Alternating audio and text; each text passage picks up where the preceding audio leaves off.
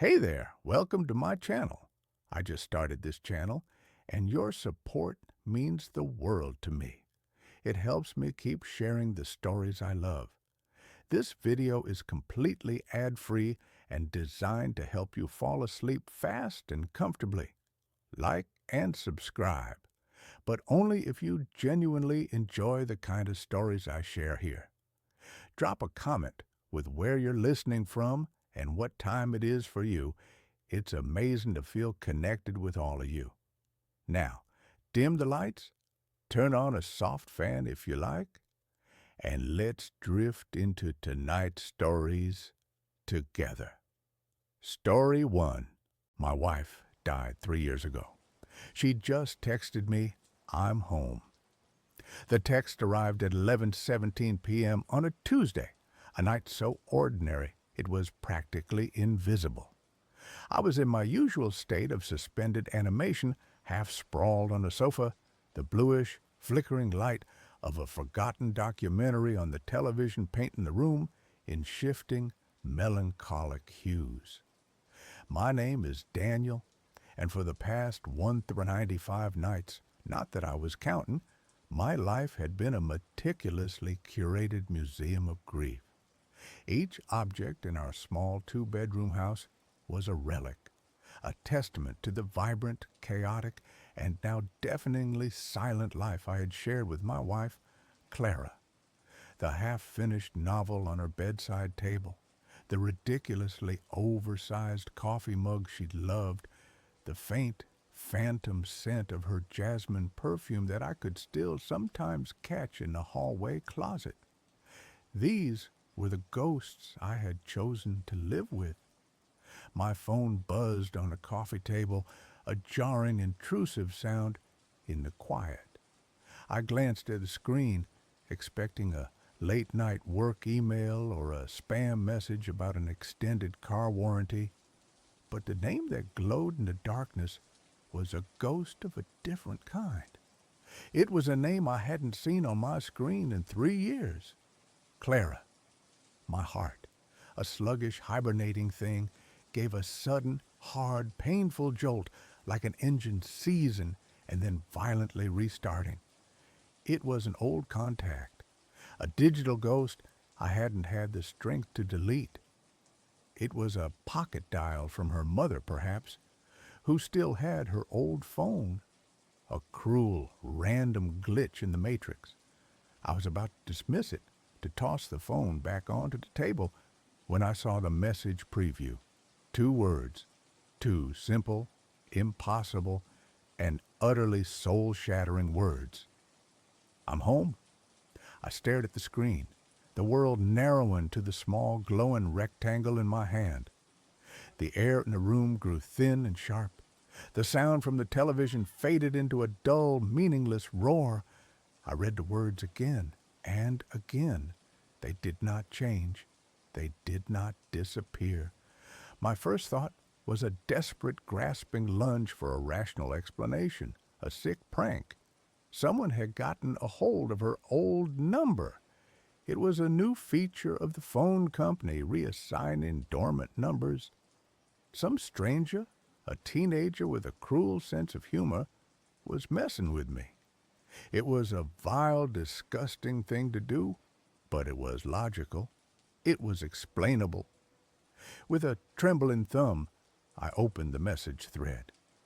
The last message I had sent to her 3 years ago was still there, a heartbreaking digital monument to a conversation that would never be finished. Leaving the hospital now? Pick up some milk on your way home? Love you. She had never made it home. A drunk driver had run a red light a block from our house. Above that old sad message was the new one. I'm home. My fingers, clumsy and slick with a sudden cold sweat, typed out a reply. Who is this? I hit send. The message was delivered, and then the 3 little dots, the pulsing, electronic heartbeat of a reply in progress, appeared on the screen. The prankster was quick. The reply came a moment later. It was a single, devastating word. Clara. I was expecting a laugh, an admission, an insult. Not this. Not this calm, simple, impossible assertion. My second thought, the one that slithered in after the rational explanation had been shot down, was that I was losing my mind. That the grief, the loneliness, the sheer crushing weight of the last 3 years had finally fractured my sanity. I was hallucinating. This wasn't real. I was having a psychotic break, and my brain, in a final act of desperate, self-destructive longing, had manifested this cruelest of all possible mirages. I stood up, my legs unsteady. I walked into the kitchen and splashed cold water on my face, the shock of it a welcome, grounding sensation. I looked at my reflection in the dark kitchen window. A pale, haggard, and decidedly sane-looking man stared back. I was not crazy. The phone buzzed again. Another message from Clara. I walked back to it. A man walking towards an execution he had inexplicably scheduled for himself. This message was longer. The key isn't working. The lock must be rusted. Can you let me in, Sleepyhead? Sleepyhead. It was her pet name for me, a gentle, teasing jab at my love of sleeping in on weekends. It was a detail, a small, intimate, and perfect detail that a random prankster could not possibly know. A wave of fear so profound it was almost nauseating washed over me. I looked at the front door. The deadbolt, which I had locked hours ago, was still firmly in place. I crept to the peephole, my heart a frantic trapped bird against my ribs. I put my eye to the cold brass ring and looked out. The porch was empty. The street beyond was silent and still, bathed in the fuzzy orange glow of the streetlights. There was no one there. My mind was a screaming chaos of impossible possibilities. Was this a ghost? A spirit? Somehow manipulating the digital world? Was this a test? A cruel, elaborate game being played by a god I no longer believed in? I typed another reply, my fingers fumbling on the small glass keys. This isn't funny. Stop it. The 3 dots appeared immediately. The reply was instantaneous. Why are you being so weird, Danny? It's cold out here. Just open the door. Danny, not Daniel. Only she had ever called me that. Another detail. Another perfect, tiny, and impossibly real nail in the coffin of my sanity. And then I heard it. A sound from outside. A soft, hesitant 3-beat knock on the front door. Knock, knock, knock. I stumbled back from the door, a choked, guttural cry of pure terror escaping my lips. This was not a digital ghost. This was not a prank. This was real. There was someone or something on my porch, and it knew the things that only my dead wife could know. I didn't answer the door. I ran upstairs, my breath coming in ragged, painful sobs. I locked myself in the bedroom, the room that was still so full of her, and I wedged a chair under the doorknob. I huddled on the bed, my phone clutched in my hand, a useless, terrifying tether to the nightmare that was unfolding. The messages continued. Is everything okay? You're scaring me. Danny, please, I just want to come home. I had a bad dream. I need you. Each message was a new, expertly targeted emotional missile, designed to bypass my fear and hit the raw, exposed nerve of my grief, my love, my protective instinct. It was a masterful, cruel, and deeply personal psychological assault. And then a new message appeared, one that finally, irrevocably, shattered my last, desperate hope that this was some kind of elaborate terrestrial hoax. It was a picture, a photograph, taken just seconds ago. It was a selfie. It was a picture of Clara. But it was not the Clara I remembered. It was not the vibrant, laughing, sun-kissed woman from my memories. This was a pale, spectral, and terrifyingly changed version of her. She was standing on our porch, her face illuminated by the stark, unforgiving light of a phone screen. Her eyes were the same, a deep, beautiful cornflower blue. But they were wrong. They were empty. They held no light, no life, just a flat, placid, and deeply unsettling calm. Her skin was pale, almost translucent, and her hair, which had always been a wild, chaotic mane of auburn curls, was lank and dark, as if wet. And her smile. She was smiling, but it was a pained, unnatural stretching of her lips, a rictus of a smile that did not reach her dead, empty eyes. Behind her, I could see the familiar, reassuring details of my own front porch, the potted fern, the welcome mat, the small hairline crack in the porch light. It was her. It was my Clara. But it was a version of her that had been somewhere else, somewhere cold and dark and quiet, for a very, very long time. I stared at the picture, a low, keening sound of pure animal despair escaping my lips. The grief I had so carefully managed for 3 years, the grief I had compartmentalized, the grief I had learned to live with, came roaring back, a tidal wave of raw, unprocessed agony. It was not a prank. It was not a dream. It was my wife. And she had come back from the dead. The knocking started again, louder this time, more insistent, and her voice, a faint, muffled, and horrifyingly familiar sound, came through the thick wooden door. "Danny, please, let me in. I'm cold." I spent the rest of the night huddled in that room, a trembling, weeping mess, as the thing on my porch, the thing that wore my wife's face, alternated between gentle, loving persuasion and a cold, angry, demanding rage. The messages became more erratic, more desperate. "I don't understand what's wrong. This is our home. Who is in there with you? Is it her? I died for you. You owe me this." The last message, a scream of pure accusatory rage in stark, capital letters, was followed by a silence that was more terrifying than the noise had been. I stayed in that room until the first gray, uncertain light of dawn began to filter through the blinds.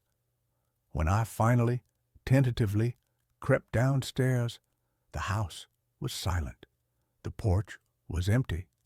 There was no sign that anyone had ever been there, except for one small, impossible thing. On the welcome mat, there was a single, long strand of dark auburn hair. I was living in a ghost story. But it was a ghost story with a data plan. The next day was a blur of sleepless, paranoid terror. I called the phone company. The number that had belonged to Clara's phone had, as I suspected, been taken out of circulation after her death. It had not been reassigned. It did not exist. I was receiving messages from a phantom number, a digital ghost. I called the police. I tried to explain, my voice a shaky, unconvincing mess. A man receiving threatening texts.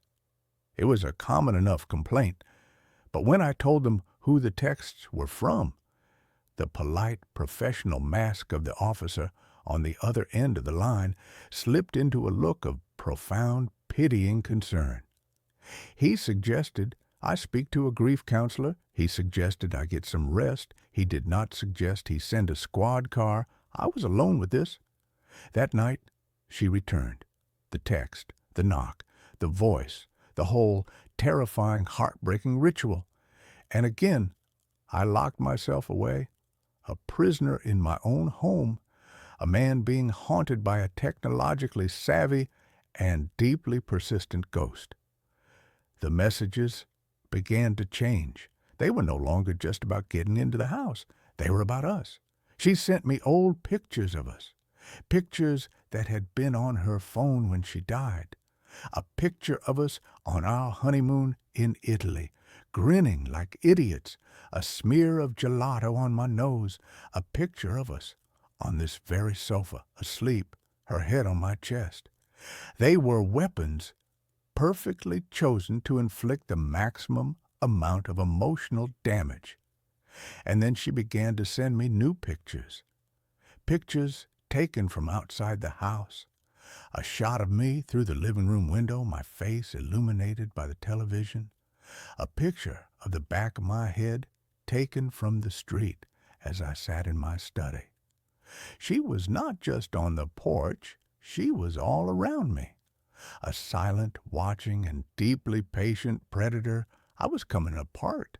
I was a man living on a diet of coffee and terror. I was beginning to see her everywhere. A glimpse of an auburn-haired woman in a crowd would send my heart into a frantic, panicked gallop. The sound of a phone buzzing in a quiet room would make me jump out of my skin. I knew I couldn't go on like this. I was being psychologically dismantled piece by painful piece.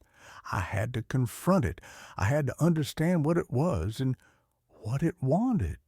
My first thought was that this was some kind of punishment, that her spirit was restless, angry at the drunk driver who had killed her, at the universe that had allowed it. But her anger seemed to be directed at me. "You owe me this," she had said. Why? What did I owe her? I began to sift through the wreckage of our life together, looking for an answer. I went through her old things, her letters, her journals. Clara had been a writer, a poet.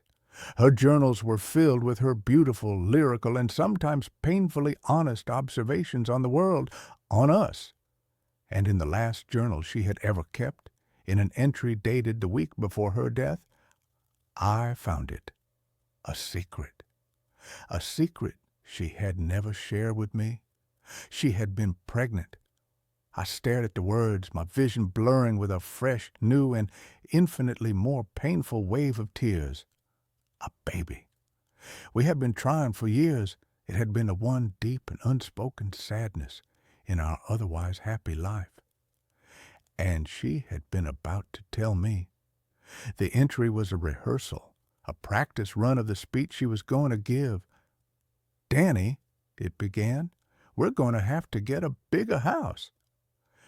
The grief that hit me was a physical thing, a crushing weight that stole the air from my lungs.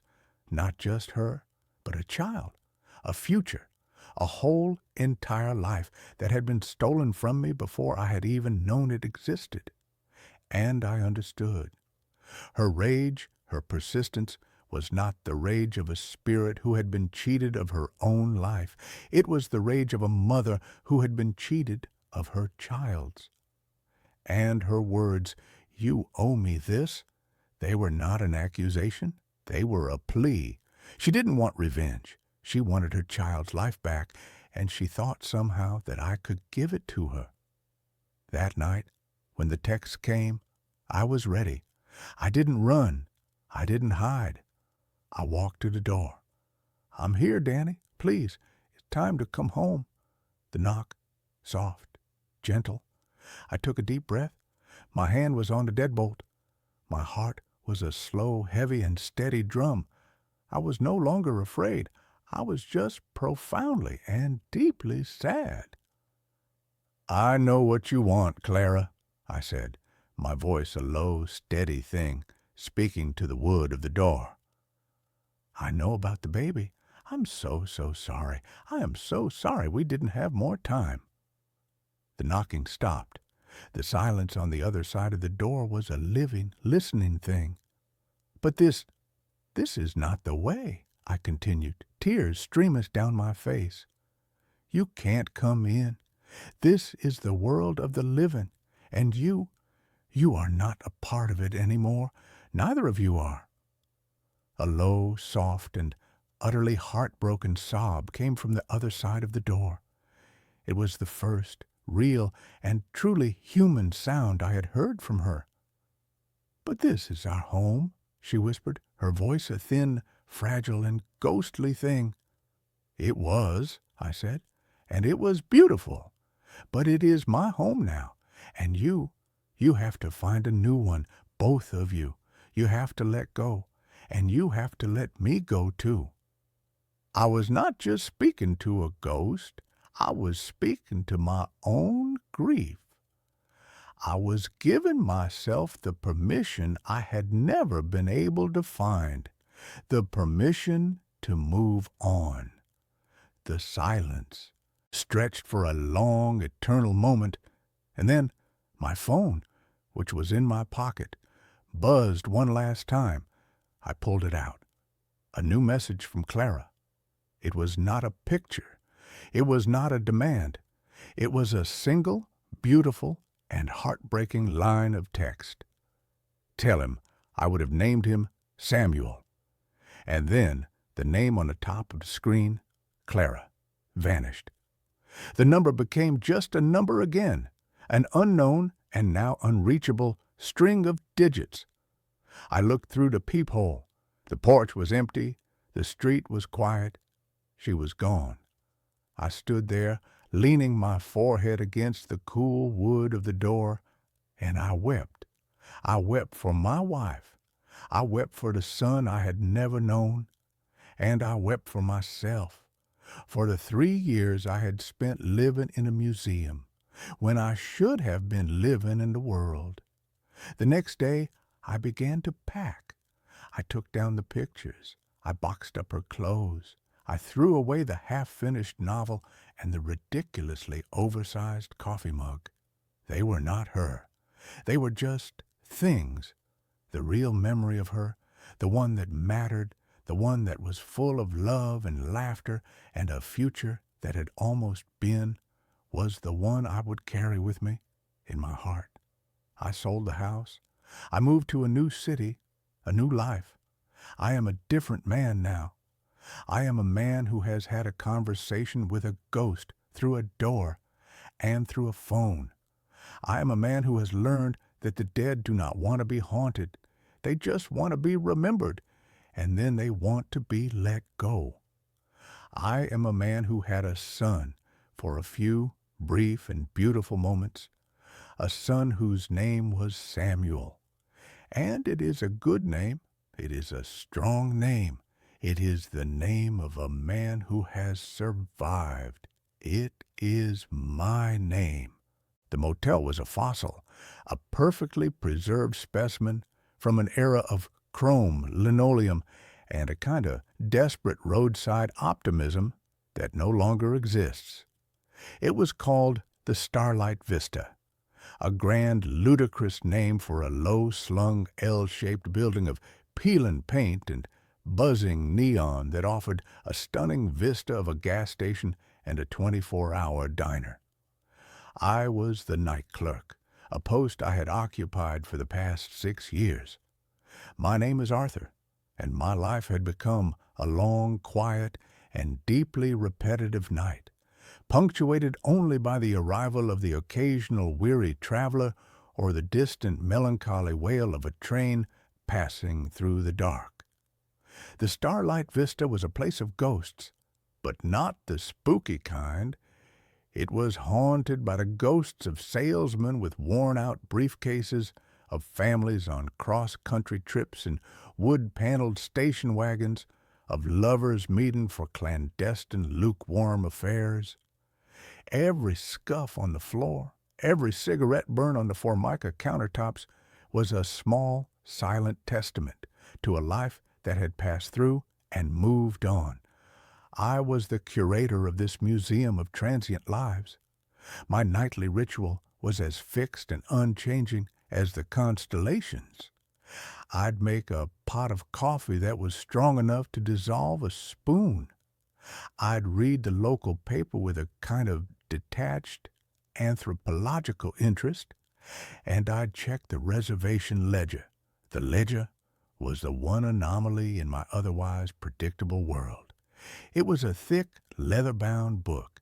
its pages yellowed and soft with age, a holdover from the pre-digital era that the motel's owner, a flinty, unsentimental old man named Mr. Gable, refused to replace. And in that ledger there was the mystery of Room 9. Every single night, for as long as I had worked there, the entry for Room 9 was the same. A single, neat, and unchanging line, written in a precise, slightly old-fashioned cursive, J. Corbin. No first name, no payment information, no check-in time. Just the name. The reservation was a permanent, unmovable fixture in the book. The first time I asked Mr. Gable about it, he had given me a look that was as cold and sharp as a shard of broken glass. "Room 9 is not your concern, Arthur," he'd said, his voice a low, gravelly rumble. "It's occupied, permanently. You do not knock on the door. You do not slide a bill under it. You simply leave it be. Is that understood?" It was not an invitation for a conversation. It was an order. And for 6 years I had obeyed it. I had treated Room 9 as if it did not exist. It was a blank spot on the map of my small nocturnal kingdom, but my curiosity, a slow, patient, and persistent creature, had been gnawing at the edges of my obedience for years. I had done the math. I had gone back, page by yellowed page, through the old ledgers that were stored in the back office. The reservation for J. Corbin had started on a Tuesday, October 14th, 1986, and it had never stopped.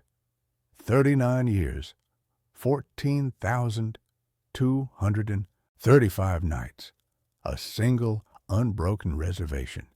Who was J. Corbin? Was he a recluse, a modern-day Howard Hughes, living out his days in a cheap roadside motel? But I had never seen anyone go in or out of that room. The housekeeping staff, 2 quiet middle-aged sisters named Maria and Sophia, never cleaned it.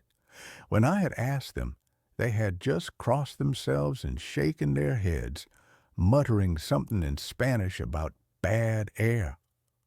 The room itself was a paradox. It was at the far end of the west wing, the last door on the left. The paint on the door was not peeling. The brass number 9 was not tarnished. The "Do Not Disturb" sign, a small plastic rectangle, hung permanently from the knob. Its red letters faded to a pale, anemic pink. The window that faced the parking lot was always dark, its thick mustard-yellow curtains always drawn.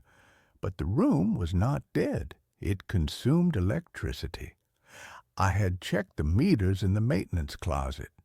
Room 9 drew a steady, consistent, and low-level amount of power day and night, the kind of power draw you'd see from a single, low-wattage light bulb, and maybe an old, inefficient clock radio. My quiet, ordered life was built around this one, singular, and deeply unsettling mystery, and for 6 years I had been content to let it remain one. But then Mr. Gable died, a heart attack, swift and efficient in his sleep. His estranged daughter, a brisk, no-nonsense woman from the city, inherited the motel, and her first order of business was to modernize.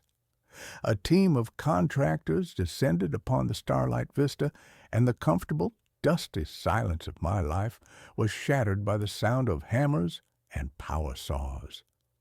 They were replacing the carpets, updating the wiring, and, to my horror, installing a new computerized reservation system. The leather-bound ledger, my strange anachronistic Bible, was to be retired. I knew my time was running out.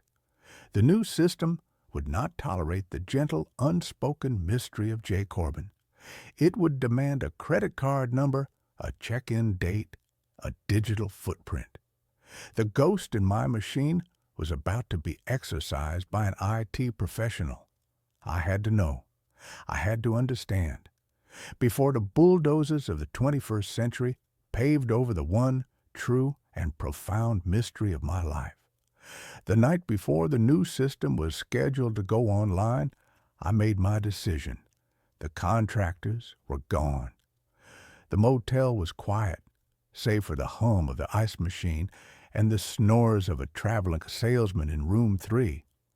I took the master key, a heavy old-fashioned brass key that I had never in 6 years had a reason to use for room 9.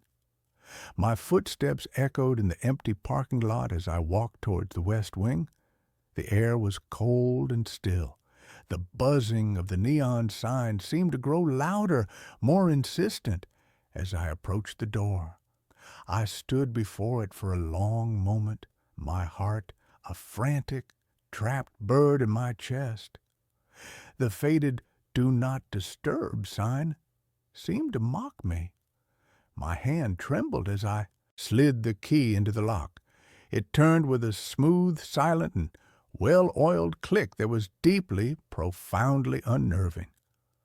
I took a deep breath, the air tasting of asphalt and impending revelation, and I pushed the door open.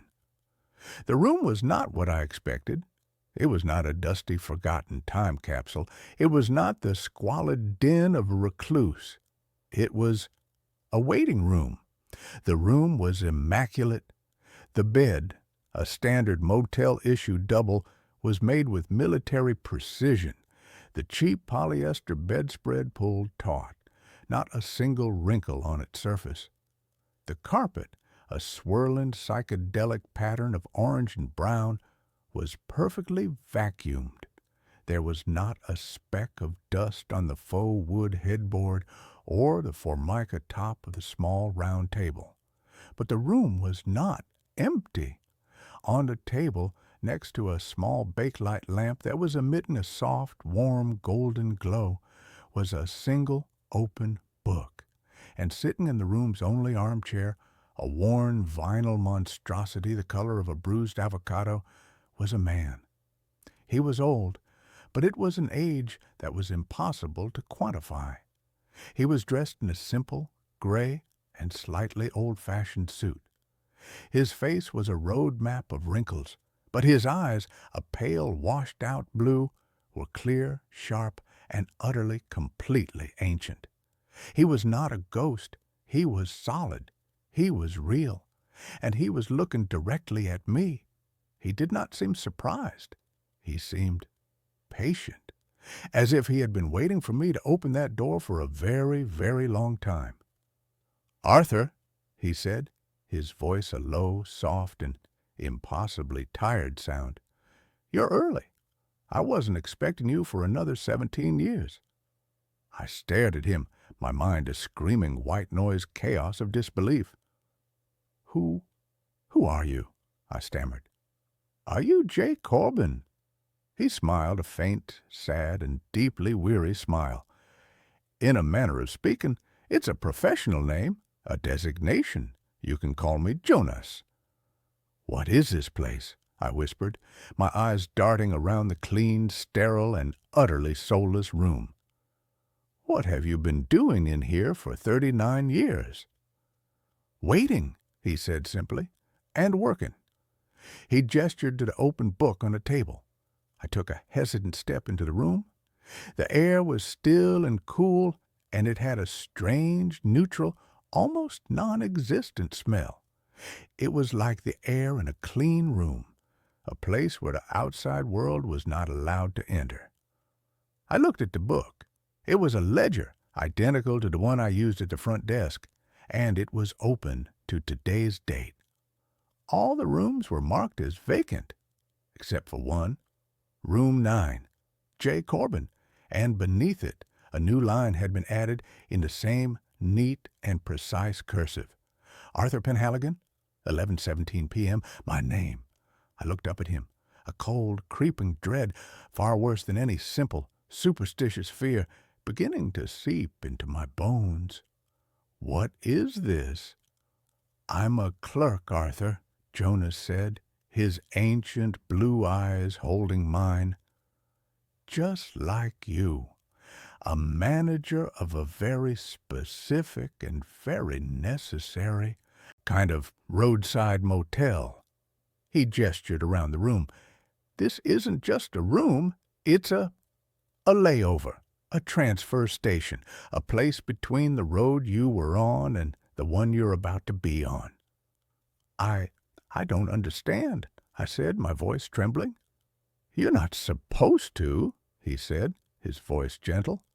Not yet.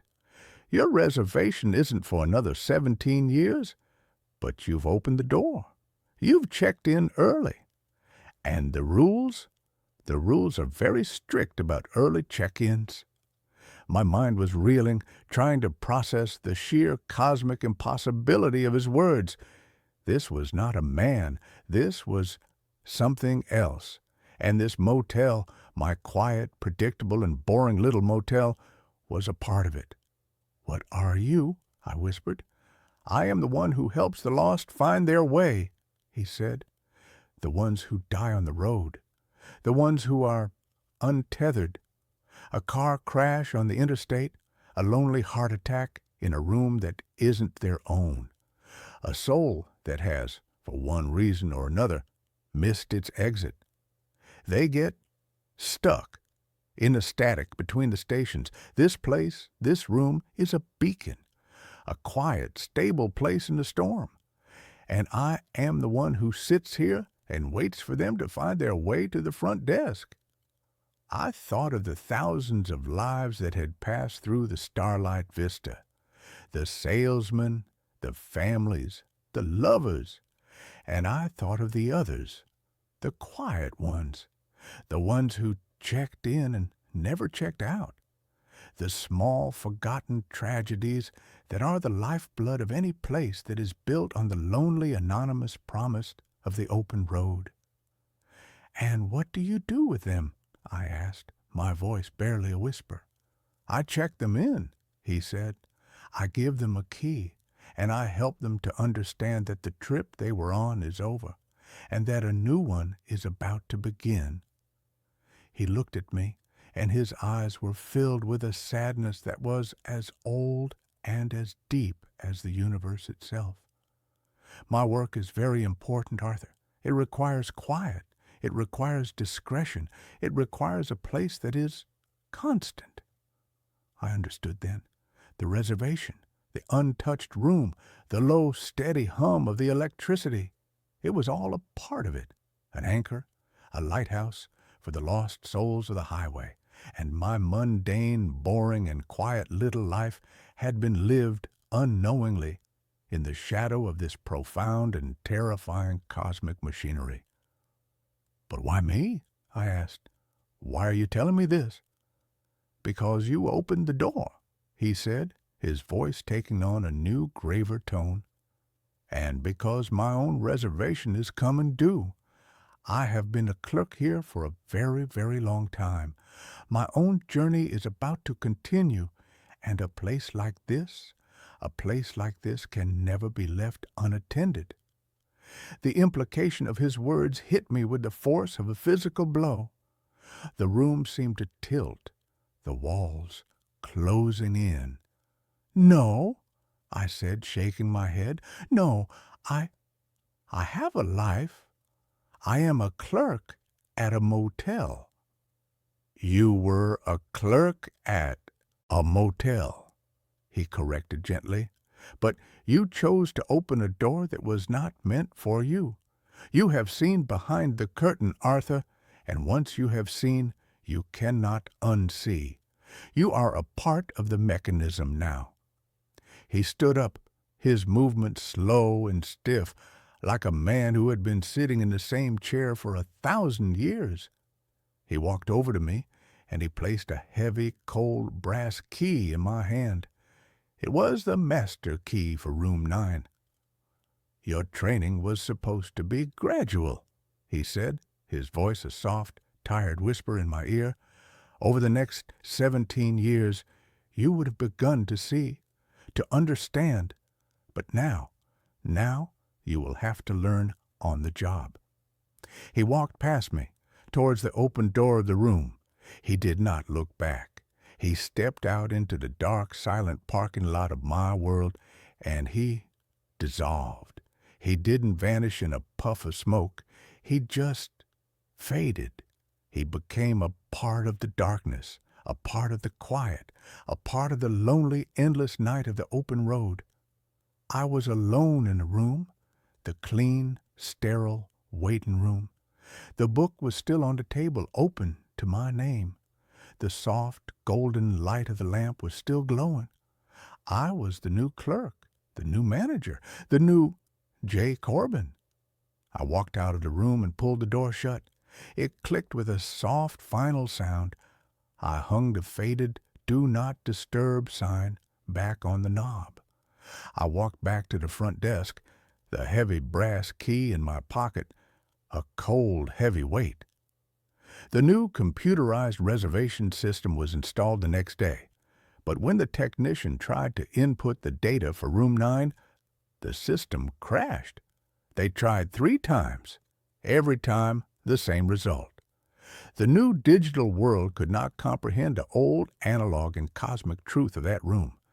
In the end, they just left it alone, a single, anomalous, and permanent booking in a system that was otherwise perfect, a ghost in the new machine. My life is different now. It is still quiet. It is still nocturnal. I am still the clerk at a roadside motel. But I have a new set of responsibilities. I still make the coffee. I still read the paper. But now I also watch. And I listen. And sometimes, in the dead of night, a new guest will arrive. They will look confused and lost and afraid. They will not have a reservation, but I will know their name. I will check them in, and I will give them a key to a room that is not on any map, a quiet, clean, and peaceful room, a place where they can rest before they continue on their journey. I have 17 years until my own check-in, 17 years to be the quiet, patient, and necessary guardian of the lost souls of the Starlight Vista. It is a strange and lonely and sometimes terrifying job. But I have come to understand that it is also a profound and deeply and strangely sacred one.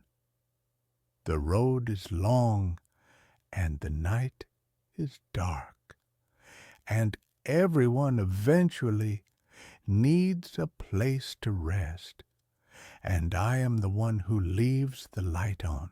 My daughter's imaginary friend knows too much about our past. The first time Lily mentioned peaches, it was a sun-drenched Tuesday in June. Sunlight, thick and golden as honey, poured through the bay window of our new living room, illuminating the dust motes dancing in the air like tiny, blissful spirits. My wife, Sarah, was unpacking a box of books, her brow furrowed in concentration as she tried to decide where the Dickens collection should go. I was on the floor struggling with the notoriously vague instructions for a Swedish-designed bookshelf.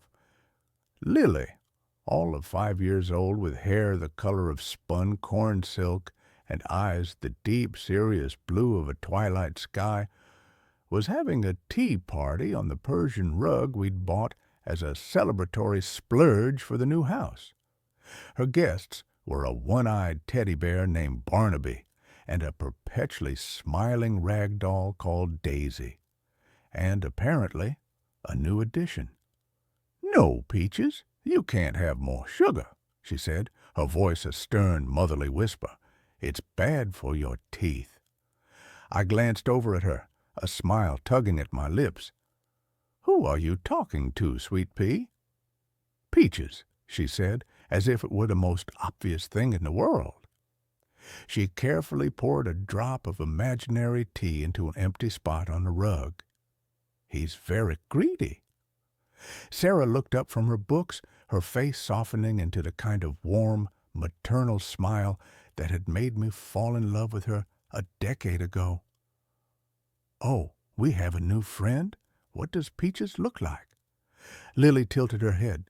considering the question with the gravity of a seasoned philosopher. "He's long," she said finally, "and he wears patchy clothes, like a scarecrow. And he's sad, I think. His face is all smudgy. An imaginary friend. The parenting books we'd devoured had told us to expect this. It was a normal, healthy part of a child's development, a sign of a vibrant imagination. We smiled at each other over Lily's head, a silent, shared moment of parental pride. Our little girl was creative. She was bright. She was normal. After everything we had been through, normal was the most beautiful word in the English language. We'd bought this house to be our fortress of normal. It was a 2-story colonial on a quiet, tree-lined street in a town where nobody knew our names.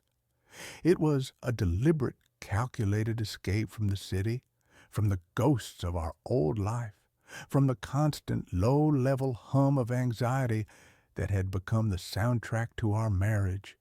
This house, with its fresh coat of dove-gray paint and its sprawling backyard, was meant to be a new beginning, a place where the past couldn't find us. For a few weeks it was. Peaches became a fixture in our home. An extra, invisible place was set at the dinner table. Lily would leave the bathroom door ajar so Peaches could get out. She would tell us stories about him, strange, disjointed narratives. Peaches lived in the walls, she said. He used to live in a dark, wet place. He was always cold. We'd nod and smile, playing along, marveling at the intricate world she was building. The detail about him being smudgy and sad was a little melancholic, maybe, but kids have a flair for the dramatic. We wrote it off as a harmless quirk. The first tremor, the first sign that the foundations of our new, normal life were built on something deeply unstable, came on a rainy Saturday. We were supposed to go to the town's Founders' Day picnic, but a sudden thunderstorm had trapped us indoors. I was trying to teach Lily how to play checkers, and she was, as usual, making up her own far more interesting rules. "Daddy," she said, moving one of my red checkers diagonally and then taking it off the board. "King me." "That's not how it works, sweetie," I laughed. "You have to get to my side of the board first." She looked down at the board, her little brow crinkled. Then she looked up at me, her blue eyes eerily focused. "Peaches says you don't like to play by the rules either." My hand, which had been hovering over the board, froze. A faint, cold prickle ran up my spine. "What do you mean, honey?" "He says you took a shortcut once," she continued, her voice a perfect mimicry of innocent conversation.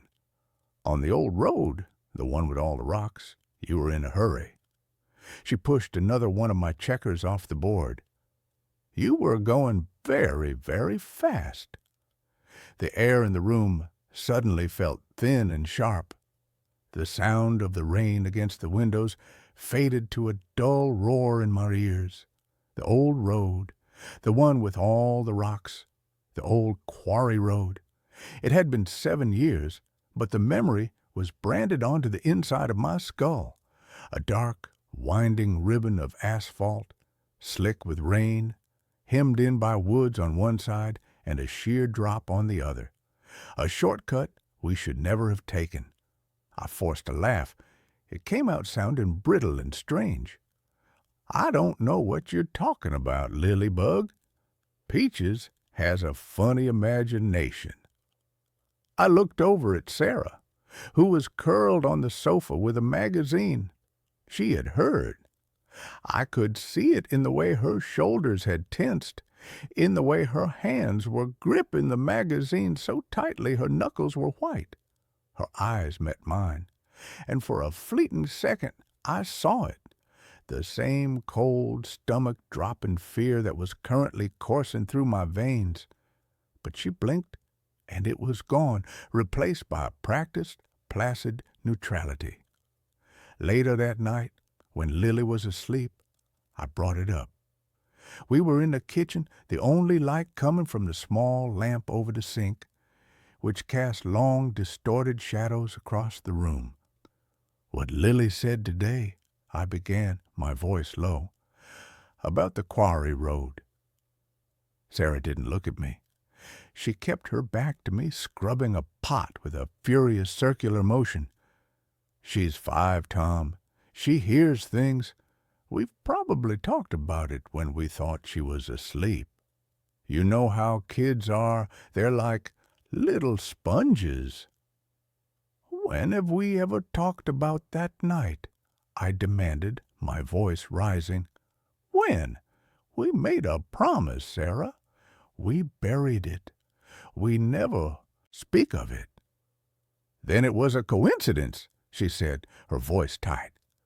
She turned off the water and placed the pot on the drying rack, with a sharp, definitive clatter. "A creepy, horrible coincidence, but that's all it was. It has to be." She turned to face me, and her eyes were pleading. She was begging me to believe her, to let her keep the comfortable blanket of denial wrapped around us. I wanted to believe her. God, I wanted to more than anything.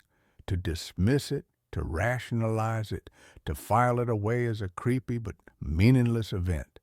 So I nodded. I agreed. For her, for us, for the fragile new life we were trying to build. But as I lay in bed that night, listening to the rain and the creaks and groans of our new house, I couldn't shake the image of Lily's serious blue eyes. And I couldn't silence the question that was screaming in the back of my mind. Who the hell was Peaches? The coincidences began to pile up, each one a small, sharp stone added to the growing mountain of my dread. A week later, Sarah came home from the grocery store with a bouquet of yellow roses, her favorite. She put them in a vase on the kitchen table, a bright, cheerful splash of color in the sunlit room. Lily came running in, took one look at them, and her face crumpled. "Peaches doesn't like those," she said, her lower lip trembling. "They were his mommy's favorite. They make him sad." Sarah froze, her hand still on the vase. She looked at me, her face pale. Yellow roses. It was another detail, another piece of the mosaic of that night. The other car, the one that had spun out in front of us, had been a beat-up station wagon. The back was filled with groceries, spilled all over the road, and there had been a bouquet of yellow roses scattered and broken on the wet asphalt, their bright petals bruised and dirt-stained. It was a detail I hadn't even realized I remembered until that very moment. "How could she know that, Tom?" Sarah whispered later, after we'd managed to calm a hysterical Lily down by moving the flowers outside. "How?" "She couldn't," I said, my voice hollow. The rationalizations were getting harder and harder to construct. The coincidences were straining the laws of probability to their breaking point. Peach's presence grew stronger, his descriptions more vivid. He wasn't just long and patchy anymore. According to Lily, his hair was the color of mud. He had a big, ugly cut on his forehead that never went away, and one of his shoes was missing. He was always looking for his other shoe. I started watching Lily obsessively. I'd stand in the hallway just out of sight and listen to her one-sided conversations in her playroom. Her voice would be light and cheerful, but the things she said, the things Peaches was supposedly telling her, were chilling. "No, I can't ask them that, Peaches. That's a secret, because secrets are supposed to be quiet. I don't know why they didn't stop. Maybe they were scared. My blood ran cold. I felt like an insect trapped under glass, being watched by something ancient and malevolent. This thing, this Peaches, wasn't a product of Lily's imagination. It was an intrusion. It was something that had attached itself to her, something that was using her as a mouthpiece to terrorize us. The physical manifestation started subtly. A photograph from our wedding, which sat on the mantelpiece, would be turned face down. A single muddy footprint, too large to be Lily's, would appear on the welcome mat, even when it hadn't rained. The temperature in Lily's room would sometimes drop suddenly, becoming unnaturally cold, making the hairs on my arms stand up. Sarah was trying to hold on to her denial, but it was failing. I could see the terror in her eyes, the dark circles that were forming from sleepless nights. We were becoming ghosts in our own home, speaking in hushed tones, jumping at every creak of the floorboards. The silence between us was growing, filled with the unspoken horror of what was happening and the deeper, older horror of what we had done. The night it all shattered, the night we could no longer pretend, started with a song. I was tucking Lily into bed. She was quiet and withdrawn, as she often was now. She was clutching her one-eyed bear, Barnaby, so tightly her knuckles were white. "Daddy," she whispered, her voice small, "can you sing me the Crooked Man song?" I frowned. "I don't think I know that one, Sweet Pea." "Yes, you do," she insisted. "Peaches says you know it.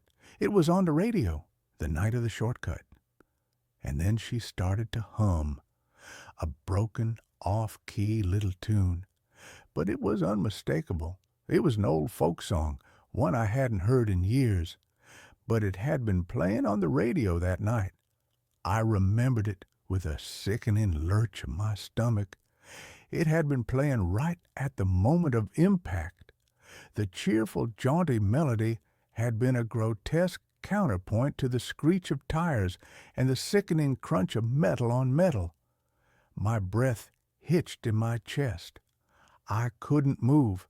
I just stared at my daughter, this perfect, innocent little girl who was humming the theme song to the worst moment of my entire life.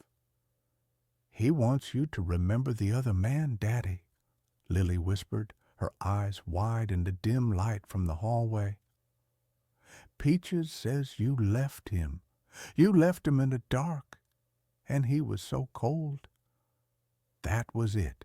That was the moment the floor gave way.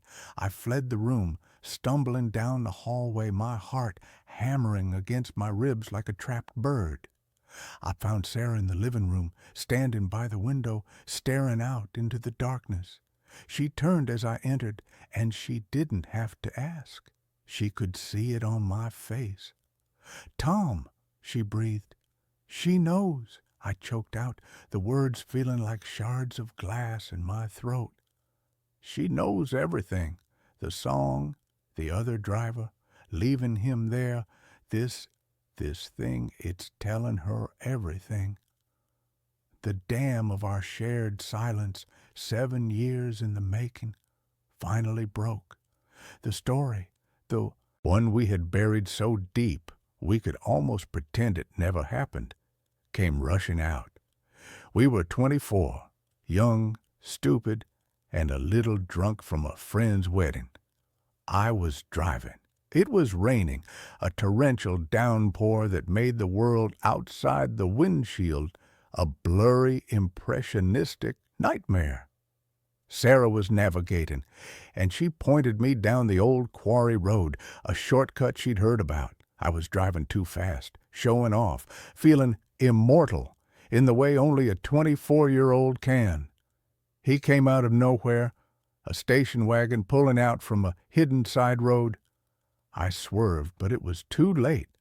The impact was a jarring, deafening explosion of sound and light. Our car spun. the world turning into a kaleidoscope of rain and shattered glass before we came to a stop in a ditch. We were alive, bruised, terrified, but alive. The other car was a wreck, crumpled and twisted, its headlights pointing at crazy angles into the woods. And in the sudden, ringing silence that followed the crash, we heard a groan, a single, low sound of pain coming from the other car. Someone was hurt. Someone was alive. And we were drunk. The smell of the spilled champagne was thick in the car. We looked at each other, and in that moment, a silent, terrible decision was made. Panic, cold and absolute, overrode everything else. It overrode decency, compassion, humanity. We were kids. We were scared of the consequences, of the red and blue lights of the jail cells we imagined. So we did the unthinkable. I put the car in reverse. The tires spun in the mud, and then they caught. I backed out of the ditch, my hands shaking so badly I could barely hold the wheel. We didn't look back. We just drove. We left the scene. We left a man groaning in the wreckage of his car, alone on a deserted road in the middle of a storm. We got home, showered, and pretended it was a bad dream. The next day, scouring the local news online, my hands trembling, I found a small article, a single-car accident on the old quarry road. The driver, a man named Michael Rafferty, a 45-year-old widower and father of one, had been found dead at the scene by a passing motorist hours later. The article said he'd likely died on impact. We clung to that. We told ourselves that lie over and over again until it became our truth. He died on impact. Nothing we could have done would have saved him. Our leaving didn't make a difference. We sold the car for scrap. We moved out of our apartment a few months later. We started over. We built a new life, a good life. We got married. We had Lily, and we buried the ghost of Michael Rafferty so deep that we almost forgot he existed. But he hadn't forgotten us. He had been waiting, and now he had found us. He was in our house. He was talking to our daughter, and he called himself Peaches. The name had been a mystery, a strange, childish moniker. But now, as I stood in my living room, the full weight of our past crashing down on me, I remembered another detail. From the news article, Michael Rafferty had been on his way home from visiting his mother at a nursing home. Her name was Beatrice, but everyone called her Peaches. He was her only son. The entity in our house wasn't just a random spirit. It was him, Michael Rafferty. And he wanted something. After that night, the haunting escalated from psychological warfare to a full-blown physical assault. The whispers were no longer confined to Lily's room. I would hear them in the static of the television, in the rush of water from the faucet, my name spoken in a dry, rasping whisper. Tom, you left me. It was so cold. Doors would slam shut in empty hallways. The lights would flicker and die, plunging us into darkness, only to flare back on moments later. One morning, I came downstairs to find every cabinet and drawer in the kitchen hanging open, their contents spilled onto the floor. On the kitchen wall, traced in a thin layer of spilled flour, was a single shaky word. Why? Lily was changing. Our bright, bubbly little girl was becoming a shadow. She stopped playing. She would just sit in her room for hours, staring at the wall, sometimes murmuring to herself. The dark circles under her eyes mirrored our own. She started drawing pictures, disturbing childish scribbles in black and red crayon, a drawing of a stick figure lying next to a mangled car, a drawing of a tall, patchy man with a sad, smudgy face standing at the foot of her bed. We were prisoners. The beautiful house we had bought as our sanctuary had become our jail, and Michael Rafferty was the warden. He was feeding on our fear, on our guilt. We knew we had to do something, but what? We couldn't call the police. We couldn't call a priest. We weren't religious, and it felt like a hollow, desperate gesture. We were alone with the monster we had created. The breaking point, the moment I knew we were in danger of losing not just our sanity but our daughter, came a week later. I was in my home office trying to work, though I couldn't concentrate. The house was quiet, too quiet. A sudden primal instinct, a father's intuition, screamed at me that something was wrong. I ran upstairs to Lily's room. The door was closed. I threw it open. The room was cold, unnaturally so. Lily was standing on a chair, which she had pushed up against the open window.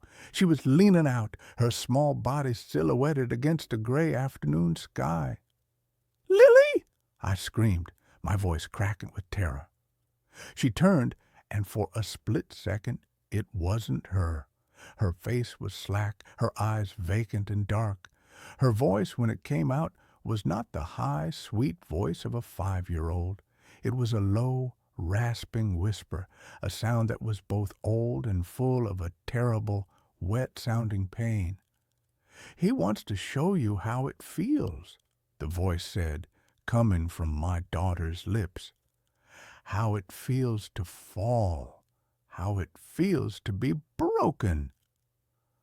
I lunged across the room, my heart exploding in my chest. I grabbed her around the waist and pulled her back, stumbling, falling to the floor with her in my arms. She started to cry, real terrified sobs this time. The presence was gone. It was just my daughter, trembling and weeping in my arms. "Daddy, I was scared," she cried. "Peaches was telling me to jump. He said it would be like flying." I held her, rocking her back and forth, my own body shaking uncontrollably. This was it.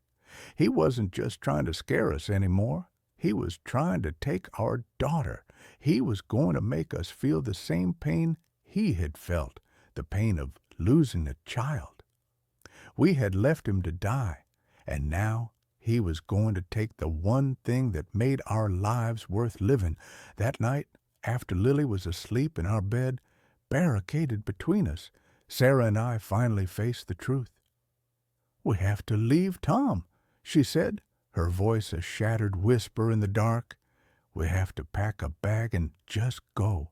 Leave the house. Leave everything." "And go where?" I asked, my own voice hollow with despair. "Don't you see, Sarah?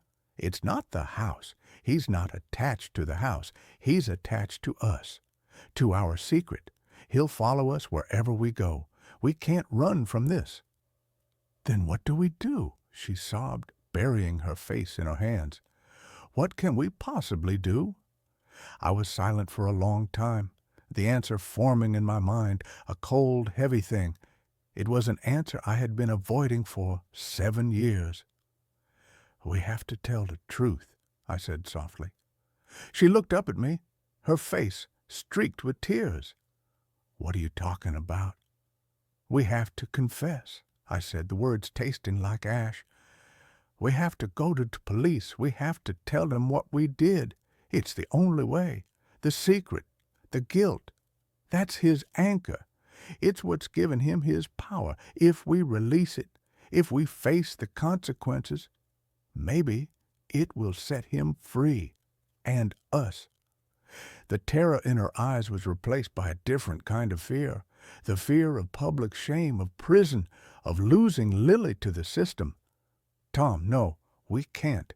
It would destroy our lives. It would destroy Lily's life." "He is destroying Lily's life right now," I retorted, my voice a harsh whisper. "He tried to make her jump out of a window today. What's he going to do tomorrow? We have no choice, Sarah.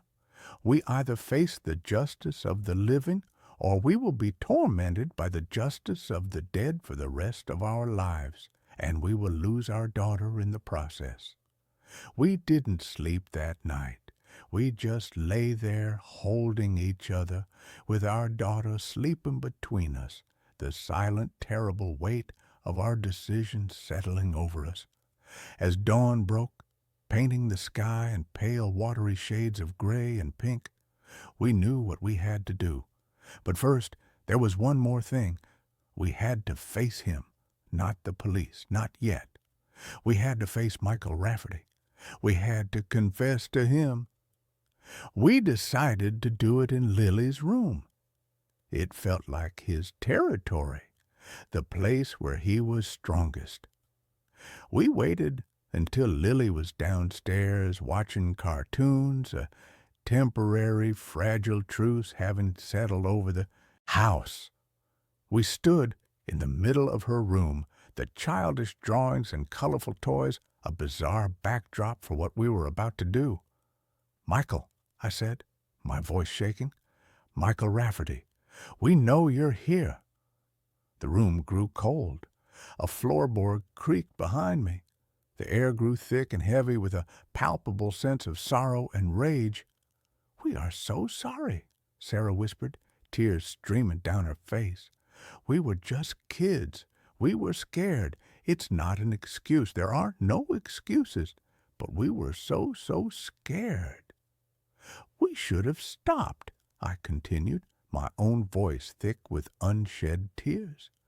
"We should have called for help. We should have stayed with you. Maybe we could have saved you. We'll never know. And we have to live with that for the rest of our lives." The temperature dropped further. A little plastic horse on Lily's dresser flew across the room and shattered against the wall. A low moan seemed to emanate from the walls themselves. He was listening. "We left you," I said, forcing myself to say the words that had been buried for so long. "We hit you, and we left you to die alone in the dark. It was a cowardly, monstrous thing to do. And we are going to pay for it. Tomorrow, we're going to the police. We're going to confess everything. We're going to tell them what we did to you." The room was silent. The oppressive presence seemed to lessen, the anger replaced by a profound, bottomless well of sadness. "We can't give you back your life," Sarah sobbed. "We can't undo what we did. All we can do is tell the truth and ask you to please leave our daughter alone. She's innocent. This is on us, not her. Punish us, but let her go." For a long moment, nothing happened. The silence stretched, thin and taut. Then, on the wall opposite us, a single word was traced in the condensation that had suddenly formed on the cold surface. It wasn't angry. It wasn't threatening. It was just one heartbreaking word. Lonely. And then, as quickly as it had come, the cold was gone. The presence, the weight, the feeling of being watched, it all lifted. It was like a pressure valve had been released inside the house, inside my own head. The room was just a little girl's room again. The sun streamed through the window, bright and warm. It was over. The confession, the promise of justice, had been enough. We had finally done the right thing, and it had set us all free. The next day we hired a lawyer and turned ourselves in. The story that followed was a messy public ordeal. It was in the papers, on the local news. We were the monsters who had fled, who had hidden for 7 years. We were judged, and rightly so. But through it all, there was a strange, unexpected sense of relief. The secret was out. The burden we had been carrying for so long was finally lifted. Because of our confession and the years that had passed, the sentence was lighter than it could have been. I served 18 months. Sarah, as a passenger, got 5 years of probation, and community service. We lost the house. We lost our savings. We lost our reputation. But we never lost Lily, and the ghost of Michael Rafferty never came back. Lily has no memory of Peaches. To her, he was just an imaginary friend she eventually grew out of. Sometimes, late at night, I think about him, Michael Rafferty. I think about the life we took, the future we stole from him. The justice of the courts feels inadequate for what we did. My true sentence is the one I serve every day, the memory of his name whispered in the dark, the image of that single, sad word traced on the wall. We buried a secret, and in doing so, we buried our own souls. It took the haunting of our daughter to finally dig them back up. We live with the scars. We have to. It's the price we pay for being the people who drove away, leaving a good man to die alone on a dark, rocky road, with only the sound of a crooked man singing on the radio for company. There's a new room in my apartment every time I wake up. The apartment was my anchor. In the swirling, chaotic sea of a life that had recently been capsized, apartment 7A was my one small immutable island of reality. It was a simple space, a pre-war one-bedroom with a kind of solid, dependable architecture that no longer exists. You entered into the living room, a decent-sized rectangle with a large window that looked out onto the intricate iron lacework of a fire escape and the stoic, unimpressed brick wall of the building opposite. To the right, a small galley kitchen that always smelled faintly of gas and old coffee. Straight ahead, a short hallway with the bathroom on the left and the bedroom at the end. 750 square feet of predictable, logical, blessedly boring space. I knew its every scar and imperfection. The way the floorboards in the hallway groaned a three-note complaint when you walked on them. The water stain on the bedroom ceiling that looked like a profile of Abraham Lincoln. The persistent draft that whispered from the bottom of the living room window. I had measured its walls. I had memorized its layout. I had made it my sanctuary. My name is Alex, and for the past 6 months, since my brother Ben's accident, this apartment was the only thing in the universe that still made sense. Ben was the one who didn't make sense, the one who defied logic and gravity. He was a climber, a man who found his church on the sheer, unforgiving faces of granite cliffs. I was the urban planner, a man who designed grids, who believed in right angles and zoning laws, who found comfort in the predictable, horizontal flow of life. He chased the vertical, and 6 months ago, the vertical had won. A freak storm, a loose hold, a moment of gravitational certainty. He was gone, and my world, once a neat and ordered blueprint, had become a crumpled, tear-stained mess. Apartment 7A was the drafting table where I was trying and failing to smooth it out again. The first new room appeared on a Tuesday. I woke up with the familiar dull ache of a grief hangover, my dreams having been a long, exhausting replay of things I couldn't change. I shuffled out of the bedroom, down the short hallway, heading for the promise of coffee, and I stopped. On the right side of the hallway, opposite the bathroom, where there had only ever been a blank plaster wall decorated with a framed print of a Rothko painting, there was now a door. It wasn't a strange door. It was a door that looked like it had always been there. It was the same solid dark wood as the bathroom and bedroom doors, with the same simple, tarnished brass knob. My mind, sluggish and still half asleep, refused to process it. For a long, stupid moment, I just stared, trying to reconcile this new, impossible fact with the unshakable dogmatic certainty of the apartment's layout that I held in my head. My first thought, the one produced by the logical grid-making part of my brain, was that I was losing my mind.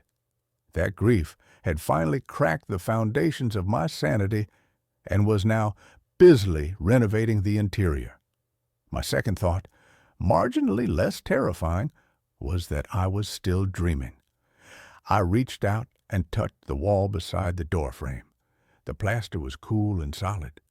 I pinched the soft skin on the back of my hand. The sting was sharp and real.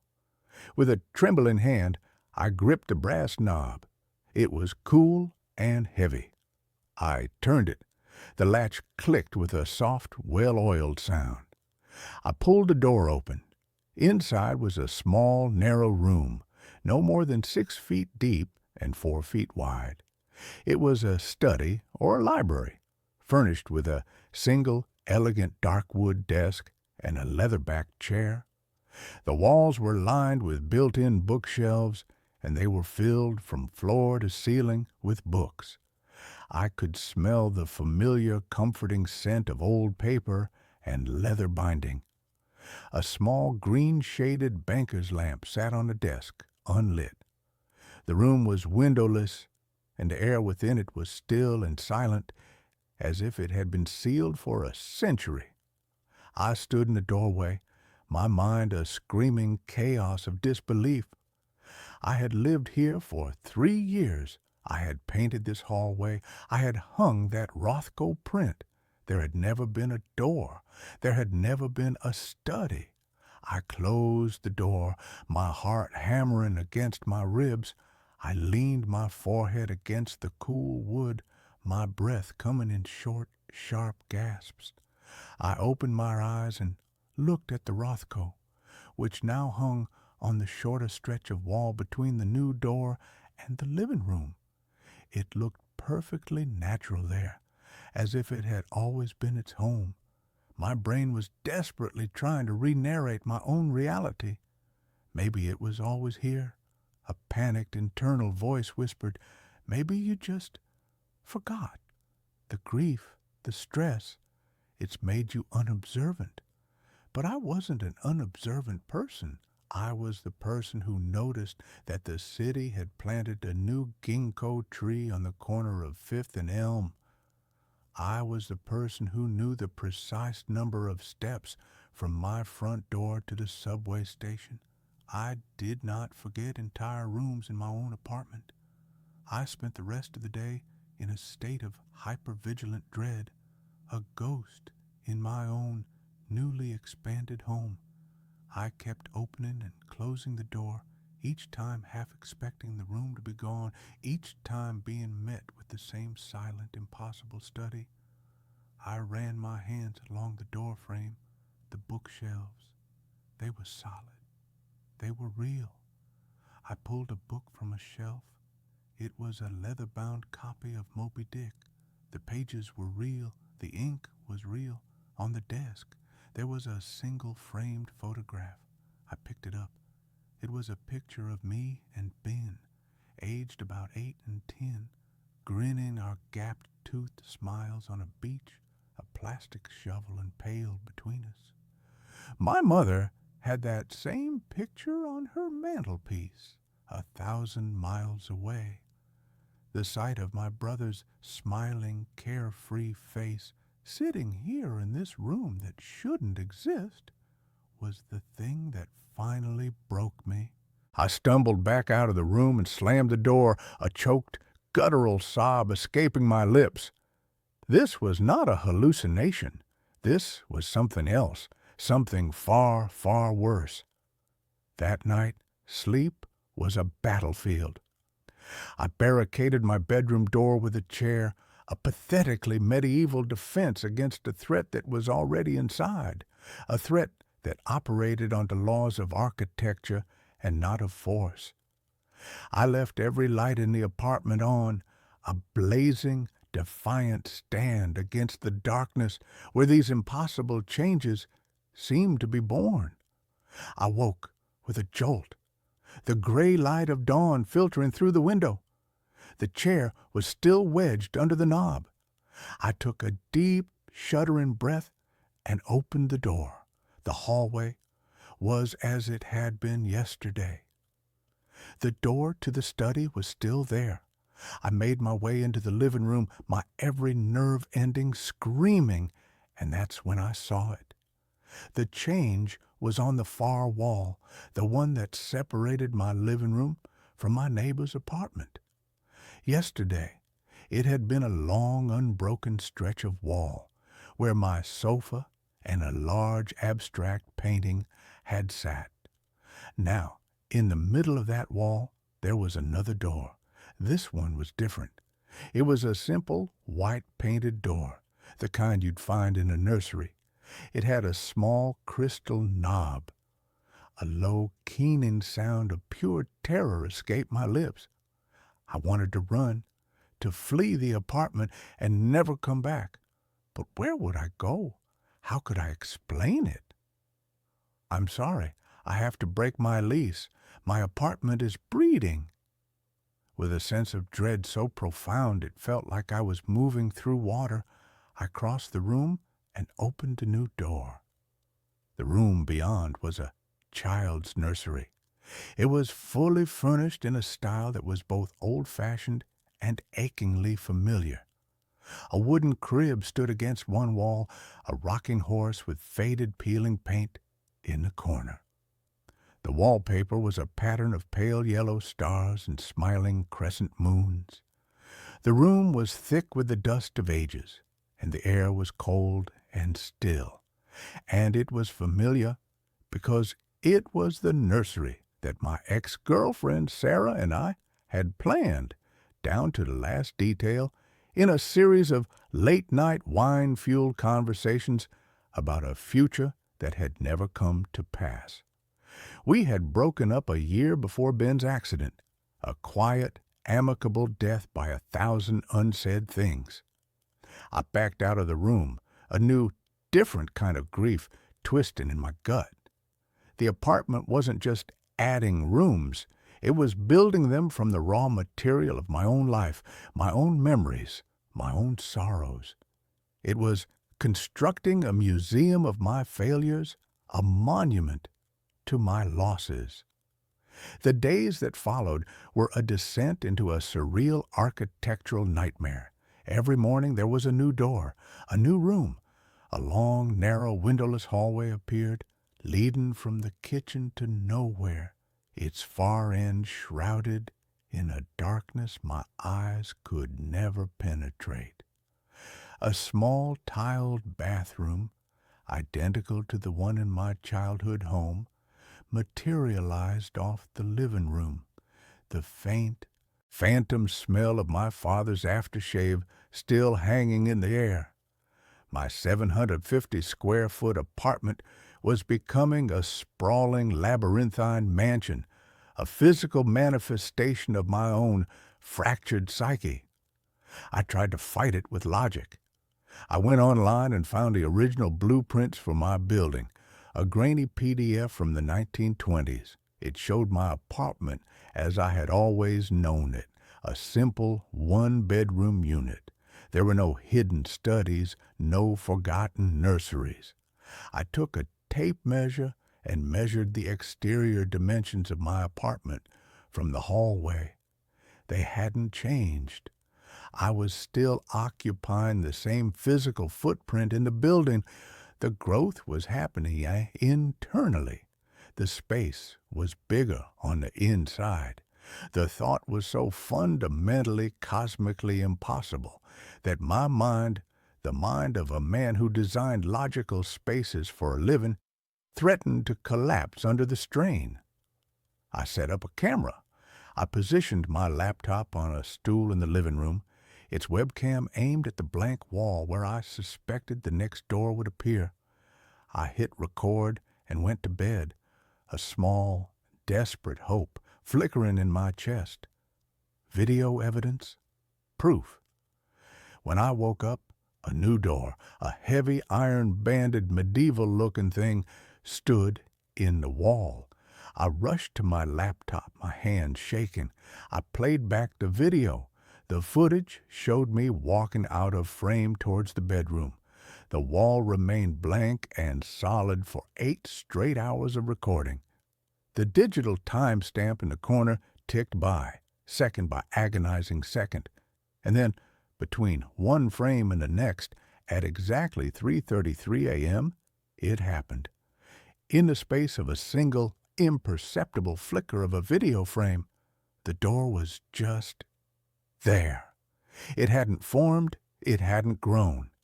It had simply asserted its existence into reality, a jump cut in the film of my life. I was utterly, completely alone with this madness. Who could I tell? A psychiatrist would diagnose me with a dissociative disorder. A priest would talk of demons. A physicist would laugh me out of the room. My only companion was the ever-expanding, silent, and deeply personal architecture of my own private hell.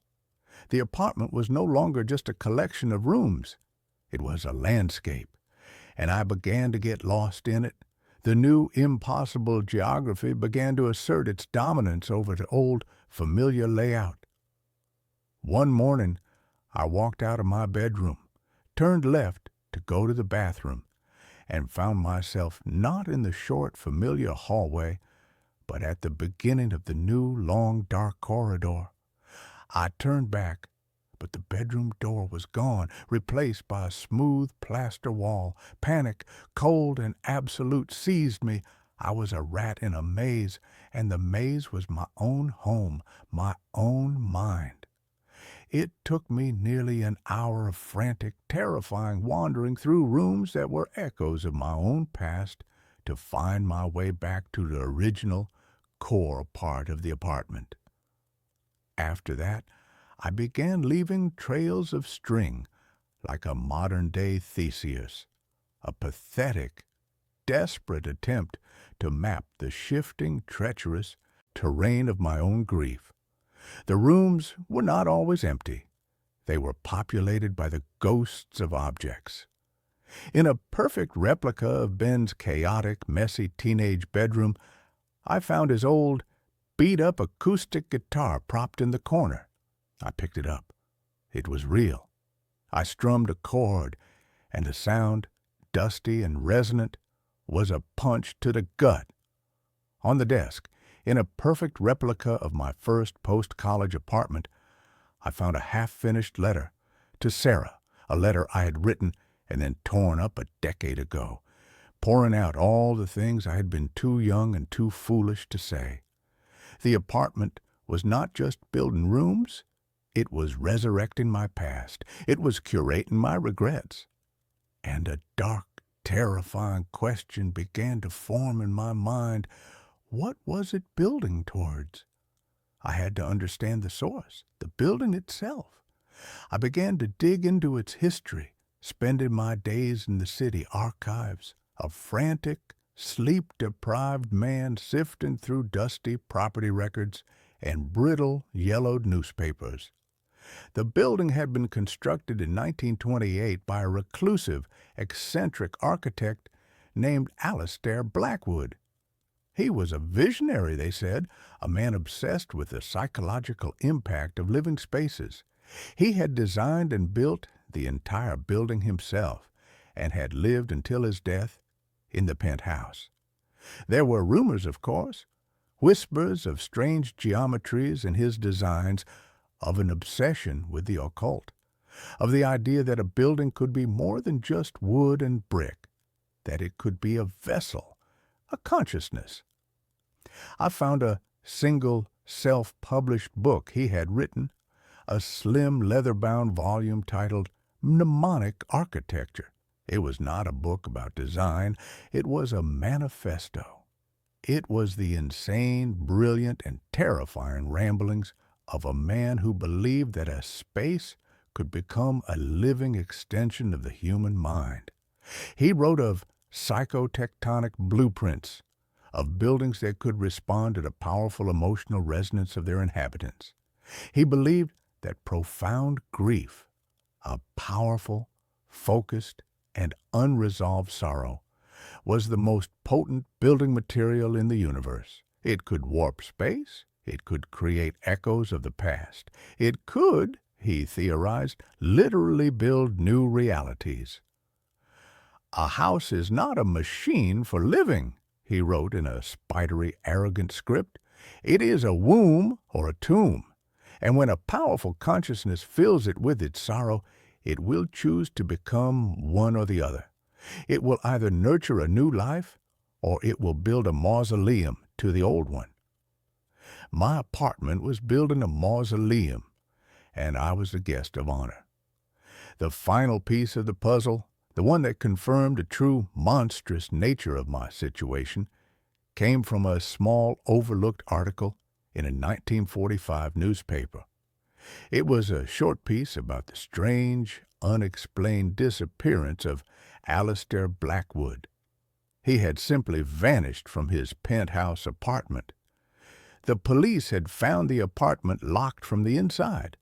Nothing was out of place. He was just gone.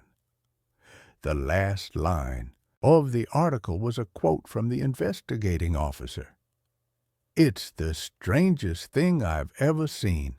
The apartment, it felt bigger on the inside than it looked from the outside. We kept opening doors and finding more rooms. It was like the place just went on forever." Blackwood hadn't just designed a theory. He had built it, and he had become its first victim. The building wasn't haunted by him.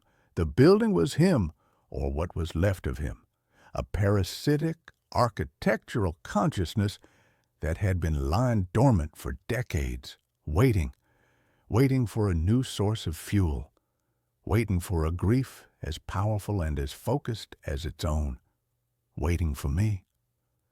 The apartment was no longer just a reflection of my past. It began to feel actively, malevolently intelligent. I would hear noises from the new rooms at night, the faint, mocking sound of a child's laughter from the empty nursery, the soft, mournful notes of a single amateurish chord being strummed on Ben's guitar. I would find the books in the study rearranged, their titles spelling out a single, accusing word. Why? It was trying to communicate. It was trying to break me. It was feeding on my sorrow, and the more I grieved, the more it grew, the more elaborate and personal the rooms became. A perfect replica of the hospital room where Ben had died appeared, the scent of antiseptic and lilies so strong it made me gag. The rhythmic, electronic beep of a phantom heart monitor a constant torturous soundtrack. I was being digested. My memories, my emotions, my very identity were being broken down and used as bricks and mortar in this ever-expanding prison of the self. I knew, with a certainty that was as cold and hard as a granite that had killed my brother, that if I didn't find a way out, I would end up like Alistair Blackwood. I would be absorbed. I would be a whisper in a new empty room, waiting for the next grieving soul to move in. My only hope was Sarah. She was the one loose thread, the one part of my past that was not defined solely by loss. Our ending had been sad, but it had not been tragic. I called her. My voice was a wreck, a frantic, paranoid babble. I didn't tell her everything. I just told her I was in trouble, that I needed to see her. She must have heard the raw, naked terror in my voice because she didn't argue. She just said, "I'll be there in an hour." She was my one desperate gamble. I needed a witness. I needed another consciousness in the apartment, someone who could prove that this was real, that I wasn't just a man who had been driven mad by grief. When she arrived, my heart was a frantic, terrified drum. I let her in, and she just stood in the doorway, her face a mask of shock and concern. "Alex," she breathed, "what's happened to you?" I probably looked like a ghost. I hadn't slept properly in weeks, but I didn't care about that. "You see it, don't you?" I asked, my voice trembling, pointing a shaky finger at the nursery doctor in the living room wall. She frowned. "See what? The door." "It wasn't here before, Sarah," I said, my voice cracking. "None of them were." I took her on a tour of my own personal madness.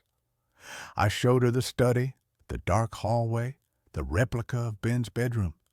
She followed me, her expression shifting from concern to a deep, profound, and terrifying pity. She couldn't see them. Where I saw a door, she saw a blank wall. I would open the door, walk into the study, and to her, it looked like I was just standing in the hallway staring at the plaster. I would describe the books, the desk, the photograph of me and Ben, and she would just look at me with those kind, gentle, psychiatrist-in-training eyes, her heart breaking for the man she had once loved, the man who was now so clearly, so tragically, lost in his own mind. The apartment was showing itself only to me. It was a private, bespoke hell, perfectly tailored to my own consciousness. Her inability to see it was the cruelest, most perfect torture of all. It was the final, definitive proof that I was alone. "Alex," she said, her voice soft, taking my hands in hers, "you've been through a trauma, a terrible one. Sometimes, when we're in that much pain, our minds, they build things to protect us or to punish us. You need help, real help. Let me call someone." I pulled my hands away. "You think I'm crazy." "I think you're in pain," she said, her eyes welling with tears. And then the apartment, the monstrous sentient thing that had been listening to our every word, played its master stroke. A new sound began to emanate from the living room wall, a soft, rhythmic, electronic beeping, the sound of a heart monitor, the sound from the hospital room, but this time it was different. It was slowing down. Beep, beep, beep, beep, and then a long, flat, unbroken tone, the sound of a flat line, the sound of the exact moment my brother had died. Sarah heard it. Her head snapped around, her eyes wide with a confusion that was rapidly turning to fear. "What is that?" she whispered. The sound was real. It was in the room with both of us. The apartment had finally shown its hand. It had created something that she could perceive, a bridge between my madness and her reality. And it had chosen the most cruel, most painful sound it possibly could. The sound stopped, and a new door began to form in the wall between us. It didn't just appear. We watched it happen. The plaster seemed to thin, to become translucent. We could see the wooden studs behind it, and then they too began to warp and twist, the wood groaning, bending into the shape of a door frame.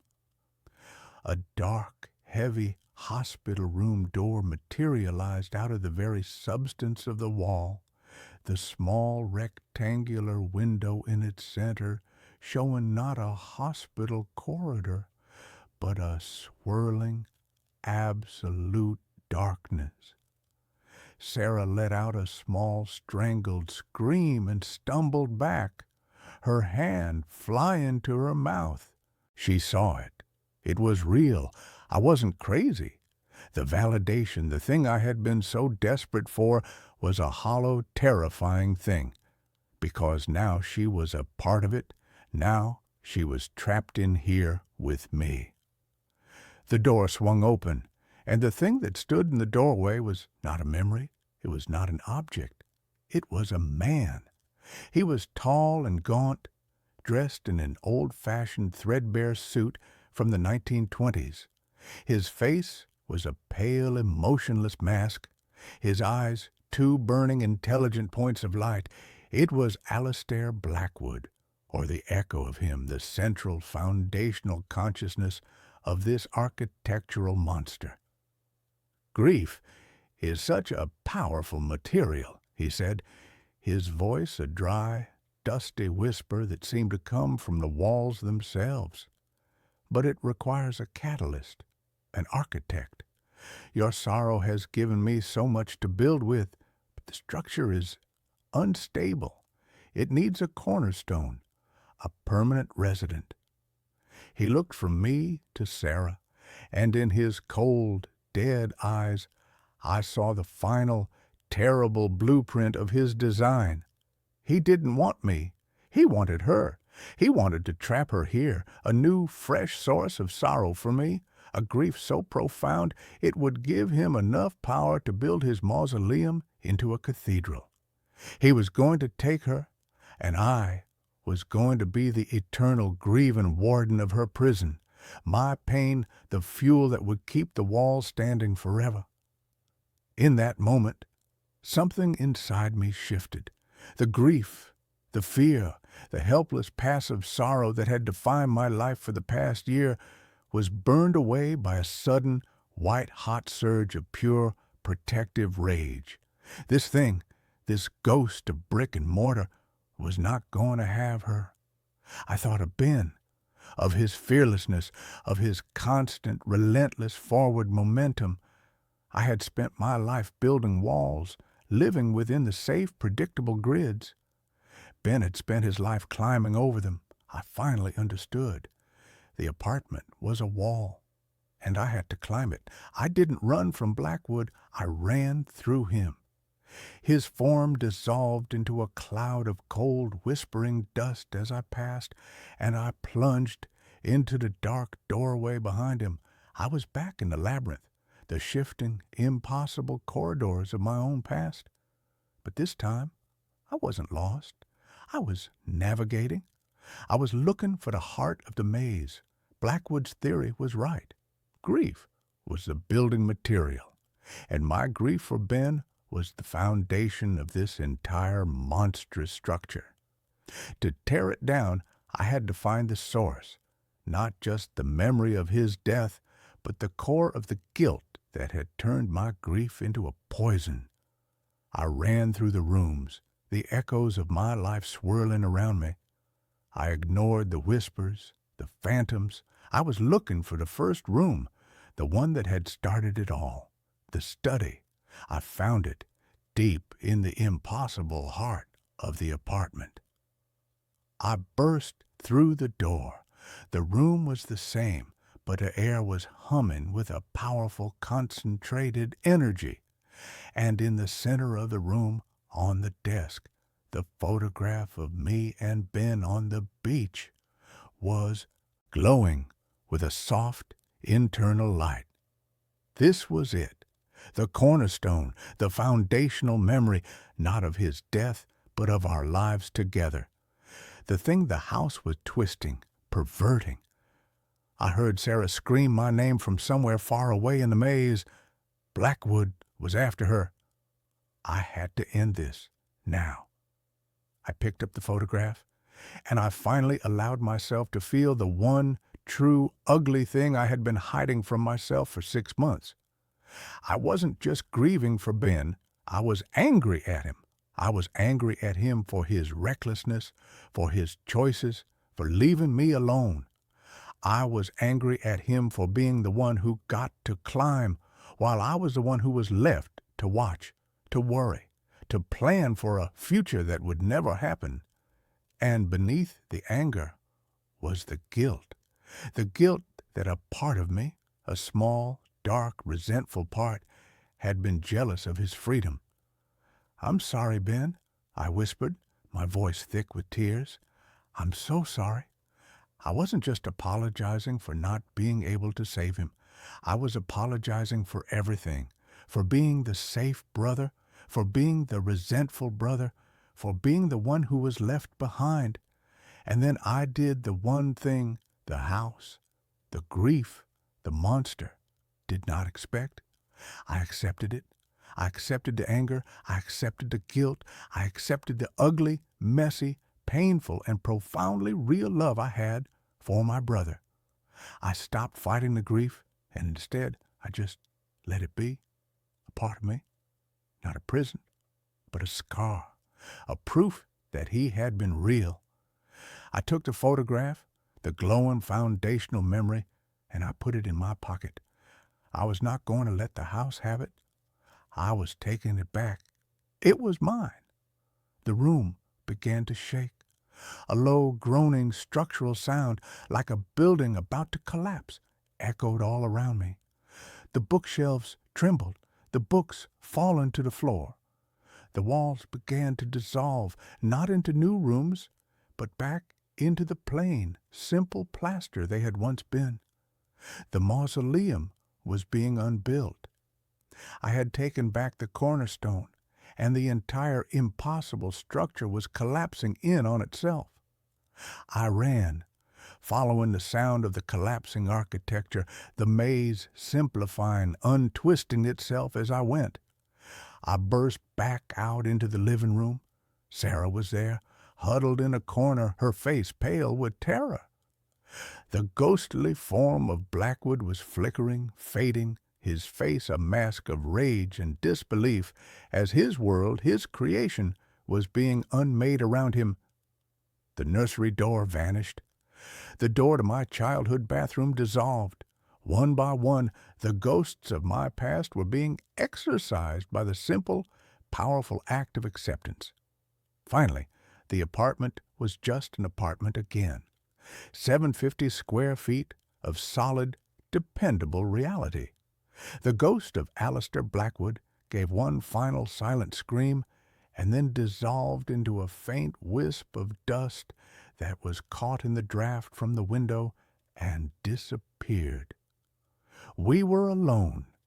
The humming was gone. The cold was gone.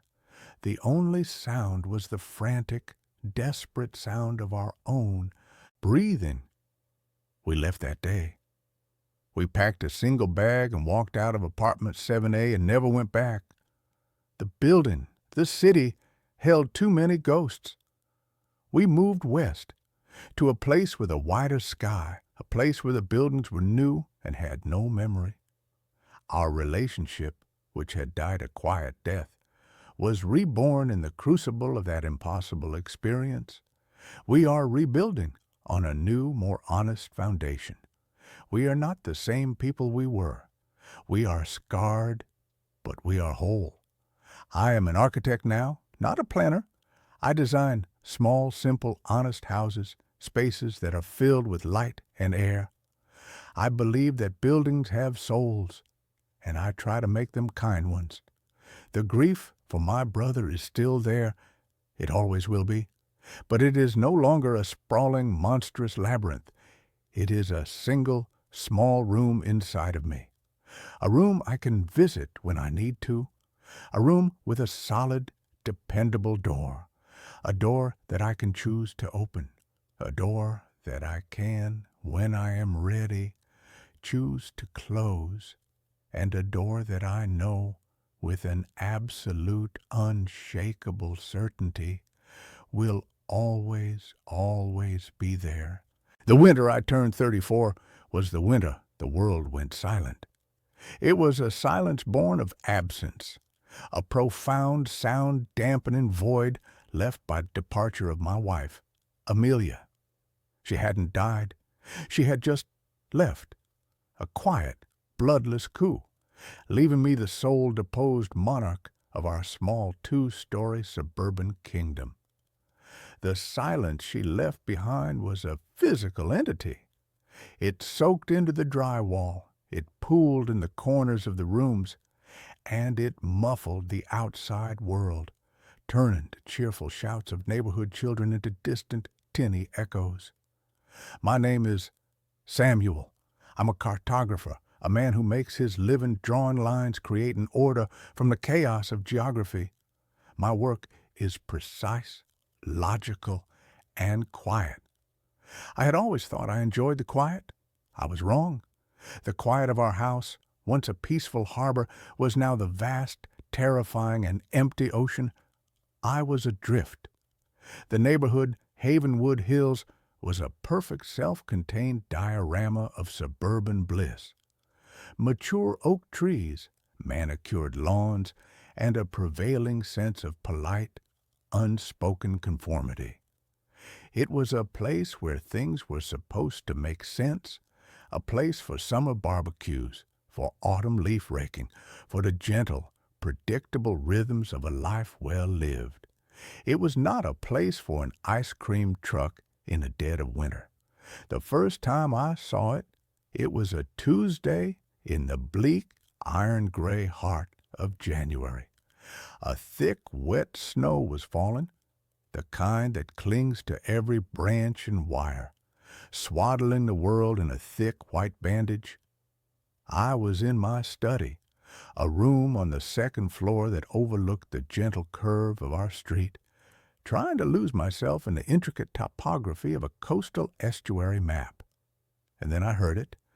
It was a melody, a faint, tinny, music box jingle that was so profoundly out of place in the muffled, snowy silence that my mind initially refused to process it. It was "Pop Goes the Weasel." But it was wrong. It was slow, lugubrious, each note slightly off-key, as if the music box that was playing it was very old and very, very tired. The sound grew slowly, agonizingly, louder. I went to the window, my brow furrowed in confusion. And there it was, creeping down the center of the snow-covered street at a pace that was more funereal than festive, was an ice cream truck. It was a relic, a ghost from a bygone era, a vintage 1960s model with rounded, friendly-looking fenders and a high, curved roof. The paint was peeling in long pastel strips of what had once been cheerful pink and white, revealing a layer of rust that was the color of old, dried blood. On the side, in a faded, looping, and vaguely sinister script, were the words, "Jolly Jack's Joyful Gems." The cartoon caricature of Jolly Jack was the stuff of nightmares, a winking, ruddy-cheeked clown whose smile was too wide, whose eyes were just two black, empty circles. The truck moved with a strange, unnatural silence, the only sound the slow, melancholy dirge of its song. It left no tracks in the fresh snow. My first thought was that it was a prank, some art school prankster with a vintage truck and a twisted sense of humor. But as it drew nearer, I saw the other residents of Havenwood Hills begin to emerge from their warm, bright houses. They moved with a slow, shambling gait, their faces slack, their eyes empty and unfocused. They were dressed in their indoor clothes, pajamas, bathrobes, slippers, oblivious to the biting cold and the falling snow. They were like sleepwalkers, drawn from their homes by the truck's sad, hypnotic song. My neighbor, Mr. Henderson, a man who wouldn't step outside without his tweed jacket, was standing in his driveway in a thin silk dressing gown, a light dusting of snow already gathering on his bald head. The truck stopped directly in front of my house. A small sliding window on its side opened with a soft, scraping sound. A figure leaned out. It was a silhouette, a shape in the deep, shadowy interior of the truck. I couldn't make out a face, just the impression of a tall, thin man in an old-fashioned soda jerk hat. A single, pale, long-fingered hand rested on the counter. The neighbors formed a silent, orderly queue. One by one, they would step up to the window, murmur something, and the pale hand would dispense not an ice cream cone, but a small white paper-wrapped block. They would hand over no money. They would simply take the block, turn, and shuffle back to their houses, their faces still wearing the same blank, vacant expression. I watched, my own face pressed against the cold glass of the window, until the last neighbor had been served. The sliding window scraped shut. The slow, sad music began its funereal march once more, and the truck continued its crawl down the street, disappearing into the swirling snow, leaving the pristine, trackless white street behind it. The next day, I tried to talk to Mr. Henderson as he was collecting his mail. "Did you see that ice cream truck yesterday?" I asked, my voice a little too loud, a little too eager. He looked at me. His eyes, which were usually so full of a wry, intelligent humor, seemed clouded, distant. "Truck?" he said, his brow furrowed in genuine confusion. "I don't think so, son. Not in this weather." He turned and walked back to his house, leaving me standing in the cold, the seeds of a profound and terrible dread beginning to sprout in my gut. The truck returned the next day, at the same time, in the twilight hour as the world turned from gray to black, and the next.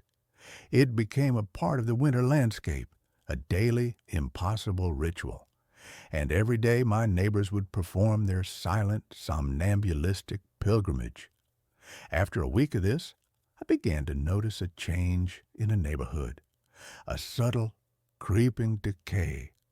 The Christmas lights, which had been left up in a cheerful, defiant stand against the winter gloom, were no longer being turned on. The lawns, once so meticulously kept, were becoming shaggy and unkempt beneath the snow. The people themselves seemed faded. Their smiles were a little more forced, their greetings a little more hollow. It was as if the color, the life, the very soul of Havenwood Hills was being slowly, methodically leached away. My journalistic instincts, a holdover from a brief pre-cartography career, took over. My fear was being eclipsed by a desperate need to understand. I began to research. I dug into the town's archives, sifting through microfiches of old newspapers, my eyes burning from the strain. I found him in an article from the summer of 1974. His name was Jack. Not Jolly Jack. Just Jack.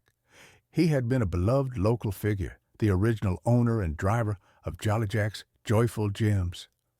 There was a picture of him, a kind-faced man with a sad smile, leaning out of the window of his brand-new ice cream truck. And then a second article from the winter of that same year, a tragedy. Jack's 8-year-old son, Bobby, had wandered off during a snowstorm and had never been found. He had been playing in the woods at the edge of the neighborhood and had simply vanished. The town had searched for weeks, but the snow had been too deep. They found nothing. Jack, the article said, was consumed by his grief. He had continued to drive his truck through the neighborhood day after day, long after the season had ended, his cheerful jingle becoming a familiar sad refrain in the winter quiet. He was looking for his son. He was hoping the familiar sound would guide him home. He had driven that route every day until his own death of what the paper called a broken heart a decade later. The truck, his rolling musical tombstone, had been sold for scrap, or so the article said. The knowledge was a cold, heavy stone in my stomach. The truck was not a prank. It was a ghost. It was the physical manifestation of a father's eternal, inconsolable grief, doomed to forever patrol the streets where his son was lost. And the driver was the ghost of a man who had never been able to say goodbye. But what was he selling? What were those little white blocks? I knew I had to get closer. The next evening, as the first sad notes of "Pop Goes the Weasel" drifted through the falling snow, I put on my coat and went outside. The cold was a physical shock, a sharp, clean slap in the face. I joined a silent, shuffling line of my neighbors. Stand among them was like standing in a graveyard. Their eyes were vacant, their breathing shallow. The air around them felt thin, depleted. When it was my turn, I stepped up to the window. The inside of the truck was a deep, impossible darkness, and the cold that emanated from it was not the cold of winter, but the deep, cellular, ancient cold of the grave. The pale, long-fingered hand of the driver rested on the counter. His face was a blur of shadow beneath his hat. "What would you like?" a voice whispered. It was not a real voice. It was a dry, rasping sound like dead leaves skittering across pavement. I looked at the menu, a small hand-painted board inside the truck. The flavors were not chocolate or vanilla or strawberry. They were written in the same looping, faded script as the side of the truck. And they were a carefree summer afternoon, the pride of a first success, Christmas morning, age 6, a mother's embrace. I stared at the words, my mind reeling. This was not ice cream. This was something else. "What are they?" I whispered, my voice trembling. "Memories," the driver rasped. "Just a little taste, to help you forget the cold." My eyes scanned the list again, and my heart stopped. At the bottom of the board, one flavor was written in a slightly different, more recent hand. Amelia's laugh, a sound, a memory, a feeling that I had been chasing in my dreams for 6 agonizing months. The sound that had been the anchor of my life, the thought of hearing it again, of feeling the warmth of it, was a siren song so powerful, so seductive, that it drowned out all the alarm bells that were screaming in my head. "I'll have that one," I said, my voice a choked, desperate thing. The pale hand disappeared into the darkness and reemerged with one of the small paper-wrapped blocks. As I reached for it, his cold, dry fingers brushed against my own. It felt like touching a statue. I took the block. It was cold, but it wasn't the cold of ice. It was the cold of absence.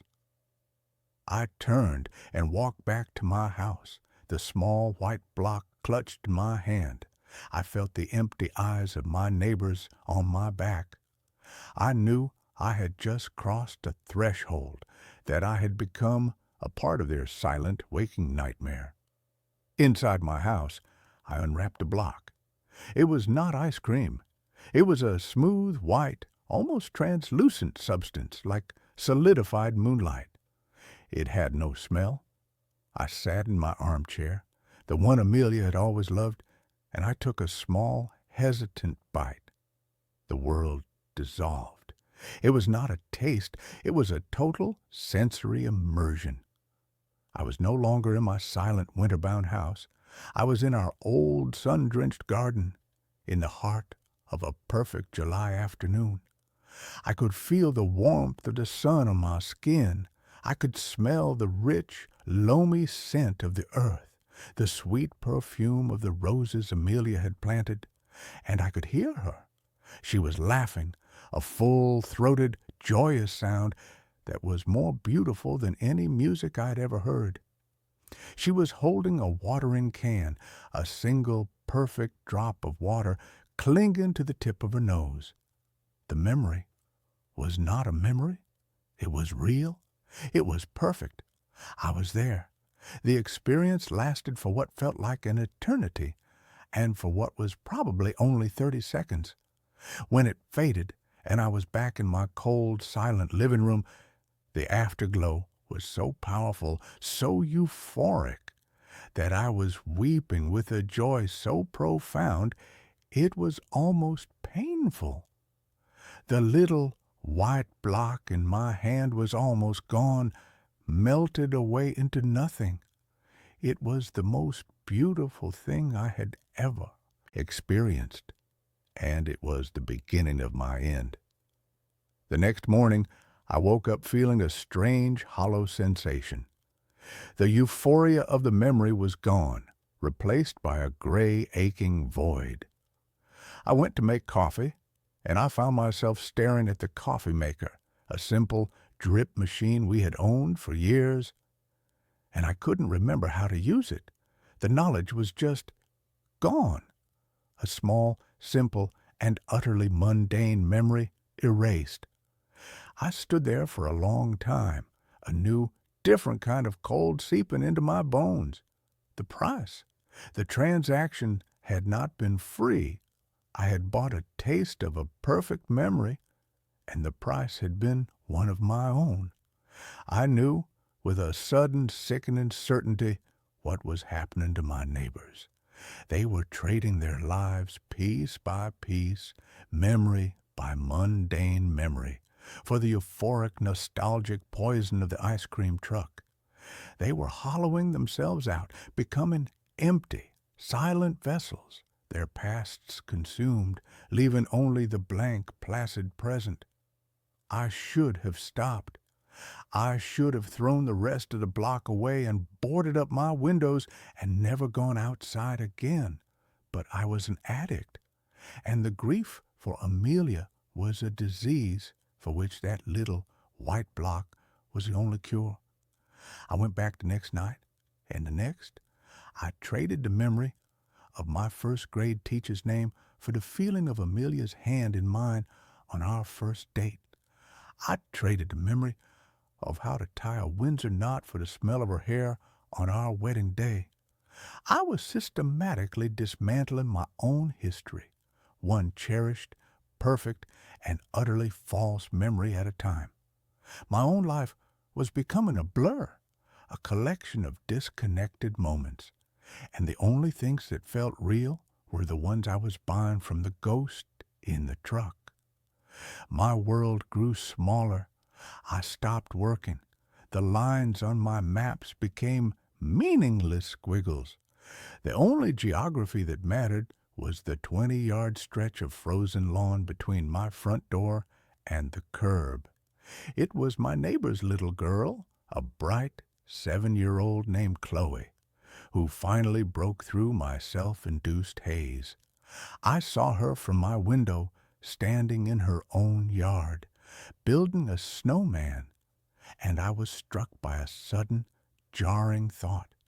She was the only child I ever saw outside anymore. The other children of Havenwood Hills were gone, or at least they were no longer visible. And then I saw the truck beginning its slow daily crawl down the street. And I saw Chloe's mother come out of the house, her face wearing the same slack, empty expression as all the others. She took Chloe by the hand and began to lead her towards the street, towards the truck. A primal, protective instinct, an instinct I thought had been eroded away with all my other memories, roared to life inside me. The truck didn't just take memories from the past, it was taking the future too. It was taking the children. I ran out of my house, not even stopping to put on a coat, my bare feet burning on the frozen snow. "No!"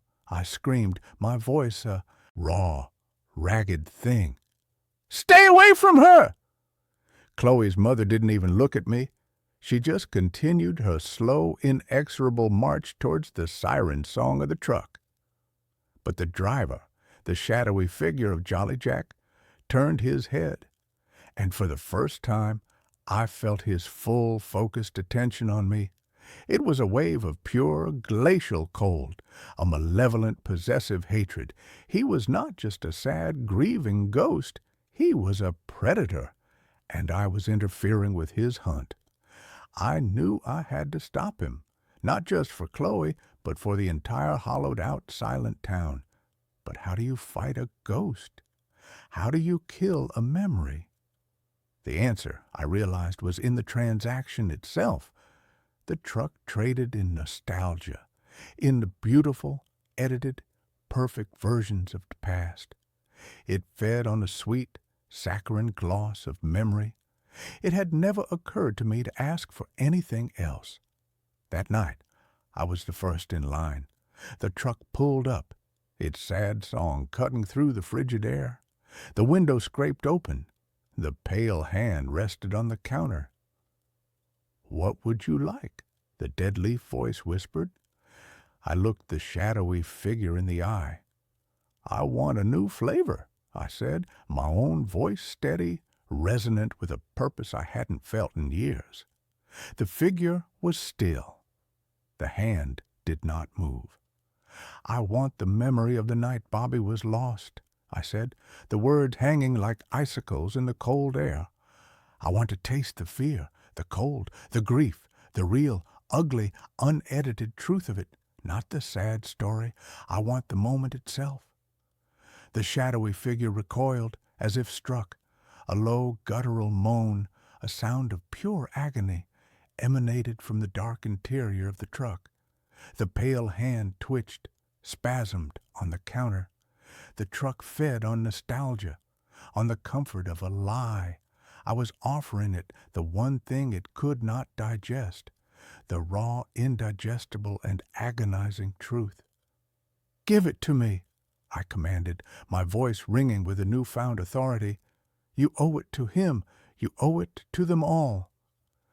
The figure let out a long, shuddering sigh, a sound that seemed to pull the very heat from the air. The pale hand disappeared and re-emerged with a block. But this one was not white. It was a dark, swirling, angry gray, and it seemed to throb with a cold, internal light. I took it. It was so cold it burned my hand. I unwrapped it, and I took a bite. The world did not dissolve. It shattered. I was not in a memory. I was in the event. I was a small 8-year-old boy lost in a blizzard, the wind a screaming predatory thing, the snow a blinding white abyss. I could feel the biting, numbing cold in my bones, the terror of being small and alone and lost in the dark. I could feel a father's frantic, heart-shattering grief, a grief so powerful it had torn a hole in the fabric of the world. I was experiencing the raw, unfiltered agony that had given birth to this monster. And in the heart of that storm of pain, I felt something else. A small, quiet, and profoundly powerful warmth. It was the memory of a father's love for his son, the love that had existed before the grief had twisted it into this monstrous, hungry thing. It was the original memory, the source code. I opened my eyes. I was back on the street, on my knees in the snow. The block was gone. The ice cream truck was changing. The cheerful, peeling paint was dissolving into a cloud of black, swirling smoke. The metal was groaning, rusting, decaying before my very eyes. The sad, melancholy jingle was distorting, rising in pitch until it was a single, agonized electronic shriek. The figure of Jolly Jack was visible now, not as a shadow, but as a man made of pure, shimmering grief, his face a mask of eternal, unending sorrow. He looked at me, and for a fraction of a second I saw not a monster, but a man, a father. And his eyes, for the first time, were not empty. They were full of a terrible and finally liberating peace. And then, with a final silent implosion, the truck, the driver, the sad eternal music were gone. The silence that followed was different. It was not the silence of absence. It was the silence of peace. The neighbors, who had been standing in their silent, zombie-like line, began to stir, to blink, as if wakened from a long, dreamless sleep. They looked at each other, a dawning confusion and shame on their faces. Mr. Henderson looked down at his silk dressing gown, a look of profound, comical bewilderment on his face. The next day, the color began to return to Havenwood Hills. The Christmas lights were turned back on. The sound of children's laughter, real, joyous, and loud, echoed through the streets. The world was slowly, tentatively waking up. They would not remember what had happened. They would only have a strange shared amnesia, a collective missing season in the story of their lives. But I remember. I carried a memory for all of them. The grief for Amelia is still with me, a quiet, constant companion, but it is my own. It is not a thing to be traded or erased or consumed. It is a part of my story. The winter is just winter now. It is cold and it is quiet. But it is a real quiet, a natural quiet. And when the snow falls, I no longer see ghosts. I just see the snow. And I know that spring, in its own slow and beautifully, wonderfully predictable time, will eventually come. My grandma's old radio plays stations that don't exist. My grandmother, Ilara, was a collector of silent things. Her house, a two-story Victorian that creaked like a ship at sea, was a museum of objects that had outlived their purpose. Brass barometers that had forgotten the weather, clocks whose hands were frozen in a perpetual state of 10 past 4, and a fleet of beautiful, intricate ships in bottles, their tiny sails forever becalmed. When she passed away at the age of 89, she left me the house and everything in it. I, a sound designer for independent films, a man whose life was a carefully curated collage of noise, inherited a kingdom of profound and unsettling silence. I came to the house not to live, but to sort, to dismantle the quiet, ordered life she had built. For the first week, I was an archaeologist, sifting through layers of dust and memory. The air smelled of lavender, beeswax, and the dry, sweet scent of decaying paper. It was a lonely, melancholic task, a conversation with a ghost who would only speak through the objects she had left behind. I found the radio in the attic, shrouded in a yellowed linen sheet like a piece of holy statuary. It was a magnificent beast, a 1948 Sentinel floor model, its wooden cabinet the color of rich, dark honey, its cloth grill a complex geometric pattern of woven gold thread. A single, large, cyclopean dial made of a milky, amber-colored bakelite dominated the front panel. It was a thing of beauty, a cathedral dedicated to the worship of forgotten broadcasts. I was a man who loved vintage audio equipment, and the sight of it was a balm to my grieving, listless soul. I spent the better part of an afternoon wrestling it down the narrow attic stairs and into the living room, placing it in the corner where a sad-looking fern had finally given up the ghost. I plugged it in. Nothing, not a hum, not a crackle. The silence from the radio was just a more concentrated version of the silence that already filled the house. Of course, I couldn't leave it alone. The next day, I had the back panel off, my tools spread out on a dust sheet. The inside was a miniature city of vacuum tubes, cloth-wrapped wires, and enormous wax paper capacitors. It was surprisingly clean, as if Grandma had been tending to it right up until the end. I found the culprit easily enough. A single, burnt-out rectifier tube. A quick search online. A trip to a specialty electronics store in a town 40 miles away, and a few hours later, I had the new tube in place. I plugged it in again. This time, as I turned the knob, a soft, warm, golden light bloomed behind the dial, and a low, gentle hum filled the room, the sound of a sleeping giant beginning to stir. I turned the large weighted tuning knob, and the needle slid across the frequency band. The speaker crackled, hissed, and then, through a blizzard of static, a voice emerged. It was a man's voice, a classic mid-century announcer's baritone, smooth and full of a folksy, unwarranted confidence. And that's a guaranteed promise from Miller's Hardware in lovely downtown Silver Creek. Remember, folks, for any job, big or small, Miller's has it all. Now, let's get back to the music with Patti Page. A lush, orchestral arrangement swelled from the speaker, the sound rich and warm, full of a nostalgic hiss that no digital filter could ever truly replicate. I smiled. It worked. I leaned back in Grandma's floral armchair, a feeling of deep satisfaction washing over me.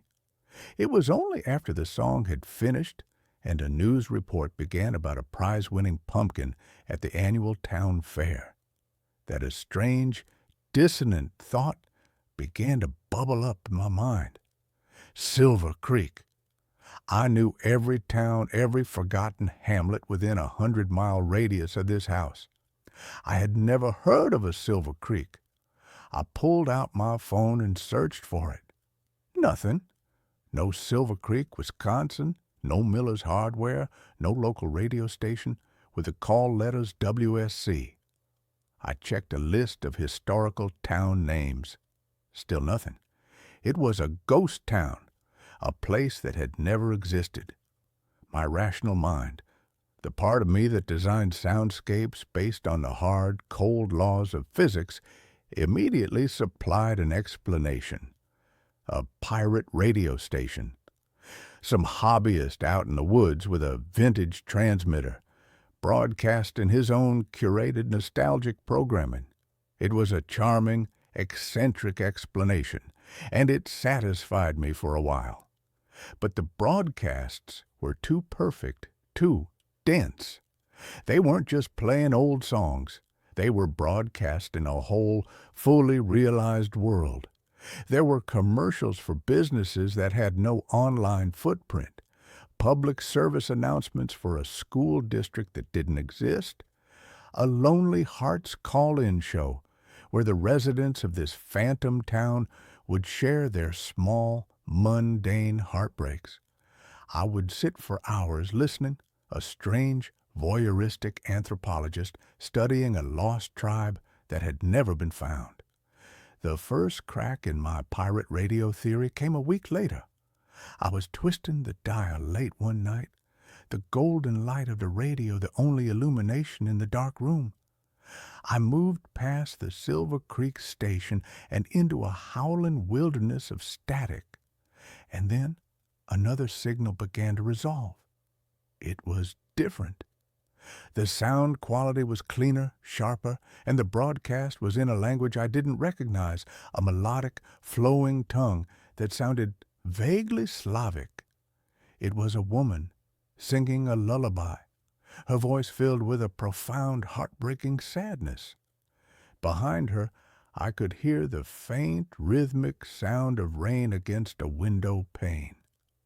The song ended, and a man began to speak, his voice soft and urgent. I couldn't understand the words, but the tone was universal. He was pleading. He was afraid. And in the background, another sound began to grow, a low, guttural, and deeply menacing roar, like the sound of a great distant fire. The broadcast was abruptly cut off by a shriek of pure, undiluted static.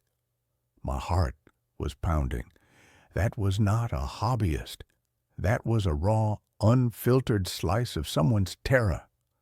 I tried to find the station again, but it was gone, swallowed by the static. The radio was no longer just a charming curiosity. It was a puzzle, a mystery that was beginning to consume me. The stations were not just from one non-existent place. They were from somewhere else, or perhaps from sometime else. I started keeping a logbook, documenting every strange broadcast. I found a station that played nothing but a single, repeating, 5-note musical phrase over and over again for hours on end. I found a station where a man would simply read numbers, his voice a dry, emotionless monotone. I found a station that was just the sound of a ticking clock and a woman weeping softly. The breakthrough The moment that transformed my obsession into a full-blown, terrifying reality was a broadcast that sounded, at first, completely normal. It was a news report in English, in a familiar, modern broadcasting style. And in financial news, shares for tech giant Omnicore surged today after the successful launch of their global atmospheric weather control system, the announcer said. CEO Julian Thorne, accepting the World Science Prize in Geneva, stated that this marks a new era for humanity, an era free from the tyranny of drought, famine, and natural disasters. I stared at the radio, my blood turning to ice. I knew who Julian Thorne was. He was my father, but my father was not the CEO of a tech giant. He was a retired high school biology teacher who spent his days tending to his prize-winning roses in a quiet, suburban town. He had never invented a global weather control system. I had just spoken to him on the phone yesterday. He was complaining about the aphids on his golden celebrations. This wasn't a broadcast from the past. This wasn't a broadcast from another country. This was a broadcast from another now. A parallel reality. A world where my father had made a different choice, had pursued a different life, and had apparently become one of the most important people on earth. I felt a wave of vertigo so profound I had to grip the arms of the chair. The radio wasn't just a receiver of stray signals, it was a window into the infinite branching paths of what could have been. The what-ifs and might-have-beens of the universe were all playing out simultaneously, and this old wooden box in my grandmother's living room was somehow able to tune into them. My investigation turned inward, into the house, into the life of the quiet, enigmatic woman who had raised me. I had always seen my grandmother as a simple woman, a creature of routine and quiet dignity, but now I was seeing her in a new light. She wasn't a collector of silent things. She was a curator of them. She had intentionally created a space of profound quiet in her life, and I now suspected it was to make it easier to hear the whispers from the sentinel. In the bottom drawer of her writing desk, tucked beneath a stack of neatly bundled letters, I found her journal. It was a thick, leather-bound volume, its pages filled with her elegant, spidery script. Most of it was the mundane, day-to-day accounting of a quiet life. But here and there, between notes about her garden and the price of eggs, were entries that made my hair stand on end. March the 12th, 1968. The static is heavy tonight. A storm on the other side. Heard a broadcast from a world where the war never ended. The same songs, but sadder.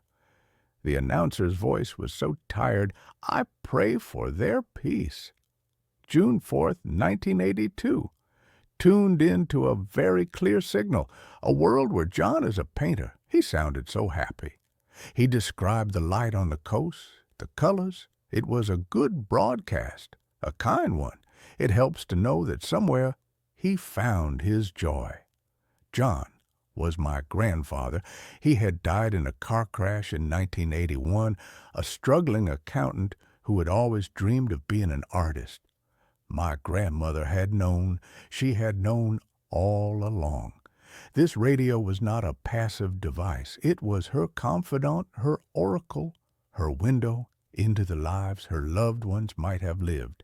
She had used it to find comfort, to visit the ghosts of choices not made. But then the entries began to grow darker. November 2nd, 1995, a new station. It doesn't feel like the others. It's cold, empty. There's a voice, but it's not speaking. It's just a whisper, a sound like dry static. It makes the milk in the kitchen go sour. It makes the flowers in the vase wilt. I must be careful. Some doors are not meant to be opened. July 20th, 2010, the whispering station is stronger. It seems to know when I am listening. I heard a name in the static today, my name. I have unplugged the sentinel. The silence is a blessing. Some echoes are too hungry. Some worlds are better left unheard. She had been terrified of it, this whispering station, this hungry echo. And for the last decade of her life, she had kept the radio silent, a sleeping dragon she dared not wake. And I, in my ignorant, bumbling grief, had not only woken it, but I had fed it my undivided attention for weeks. I should have stopped. I should have unplugged the radio, hauled it back up to the attic, and buried it under a mountain of forgotten things. But I couldn't. I was addicted. And a part of me, a dark, curious part, needed to find the station she had been so afraid of. I found it a week later. It was high up on the band, in a dead zone that should have been nothing but empty air. It started as a faint, rhythmic clicking like a Geiger counter. Then the whisper began. It was a low, sibilant hiss, a sound that was on the very edge of human hearing. It was the sound of 1,000,000 tiny, broken voices all speaking at once, creating a single, coherent, malevolent wave of sound. It was the audio equivalent of staring into a television screen of pure black and white static, and it was calling my name. Ah, Lexex! The sound was a hook that snagged itself in the deepest, most primitive part of my brain. The house changed when that station was on. The air grew cold. I'd see movement in my peripheral vision, a flicker of static in the shape of a man. The lights would flicker in time with a rhythmic clicking. One night, I was on the phone with my father, my real father, the biology teacher, and the whisper began to bleed through the phone line, our conversation dissolving into a sea of hissing static. I was being haunted, not by a ghost, but by a possibility, a corrupted, failed reality, an echo of a world that had gone terribly, cosmically wrong, and it was using the radio as an anchor, a bridge into my world. The journal had one final terrifying entry, written in a shaky, almost illegible hand on the last page. It's a reflection, a shadow. The sentinel doesn't just receive, it transmits. Our choices, our lives, they create the echoes it tunes into. But a strong echo, a hungry one, it can try to reflect back. It can try to overwrite. It wants a world to live in. It wants our world. Do not let it show you what you want to see. The warning came too late. The whispering station began to change. It started to broadcast images into my mind, not memories, but temptations. It showed me a world where my mother's cancer had never returned, a world where my best friend in college hadn't died in that stupid, senseless climbing accident. It showed me a world where Eleanor and I had had the child we had always wanted. It was showing me my own personal, curated heaven. All I had to do, the whisper seemed to promise, was keep listening, keep the channel open, let it in. The entity, which I had come to think of as the static, began to manifest more physically. I woke up one morning to find a thin layer of fine black dust, like iron filings, covering every surface in the living room. The mirrors in the house would no longer show my reflection clearly, but a distorted, wavering version of me, as if I were made of television snow. I was being erased, my reality slowly being overwritten by the static of that dead, hungry world. The climax arrived on a stormy Tuesday night. The wind howled outside, and the rain lashed against the windows. The power flickered and then went out completely. I was plunged into darkness, save for the single golden glowing eye of the sentinel's dial. The whispering station was on, and it was louder than I had ever heard it before. And then it broadcast the one thing I could not resist.